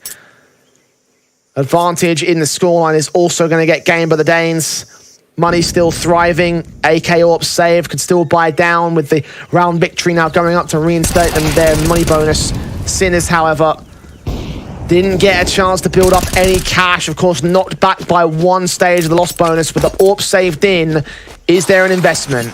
I can't imagine so. It's going to be light. They just can't buy around it. A little bit of a schoolboy error. I mean, that's a position that doesn't even get played all that often, only because a lot of the time it gets cleared, so it was one of those where it was very cheeky to play it when you're in a man disadvantage, and sometimes just catching your opposition off guard in those sort of rounds when they're quite narrow-minded is just what they need. And for MASONIC, now that they've got a lead of a single round, I think that they can press it even further here. Torsten smoke to refresh the vision blocks. Slight gap to the window side. Not spotting anything for now, though. And just knowing that even for MASONIC, they've got a very even split when it comes to the CTs. No heavy influence on anywhere. Sinners probably just trying to fake a B plot, trying to see if they can force an over-rotation. Lashes forward for Sinners, trying to walk their way into the cheetah angle. Torsten's AK. Shoulder baiting, trying to spot. Trying to find picks in at this stage. The T's, of course, not offering it up, still playing around the mid defaults. That bomb's on its way to A. It's going to be an A split. It's just whether Zero's able to find anything just on a lurk outside of Cheetah. Already the CTs are going to start to go because Buzz is aggressed towards ramp. This is a great info play for the Danes. Rotan up close. Zedko. On a boost at tree. Shock. Does catch 1 shot. Unlay Jency and Notan. Trying right back in though. 1 kill's all you're getting. And for Forzy and Zero, they're out of the round. And Sinners have got to be thinking to themselves, how was there 4 and A? How was there that sort of read? And it was just Buzz aggressing down from ramp, won that round off of the basis of slight information rather than even a kill that gets presented. And knowing that now the economy gets lopsided even more, yes, there's going to be a buy on the table, but MASONIC can taste victory. They're coming ever so close now here on Ancient. 14-12. How many times have we seen this scoreline, Dweg? A couple of times. In this series especially, it has been a deadly one that has led to the victors pushing it past the finish line. That's all MASONIC got to do. Get these next two, secure it easy. With the money being where it is for Sinners as well, this could be the perfect chance for him to take all sorts of control. Early nades going down towards Elbow, wanting to maintain that no aggression and no pop-out from Elbow is capable here for Sinners. Even Torsen with a spam coming so close to that AWP of FULLZ. Just tickled him on the way out. Slight tag damage done towards mid instead. The AWP will get forced away. Default positions for the flashes over Jency. Meanwhile, in over at A main. Get to Zedco. Kicks things off on the right foot. Stalls the T-side players from prodding out to the A play. You still see Shock wants his little go at it. FULLZ's AWP, meanwhile, trying to prod out towards this ramp position, but getting nothing for it. Even Beastix continuing to get further aggressive. I think Buzz may have just spotted him. Can relay that over to Notan that's playing down towards CT Spawn now. Beastix backed up. Shots in, finally Torsen will fall. Zero picks him up. Beastic caught by a flank in from Buzz in mid. So that's the wraparound backstab taken out of play. Rotations will be cut off for the Sinners side.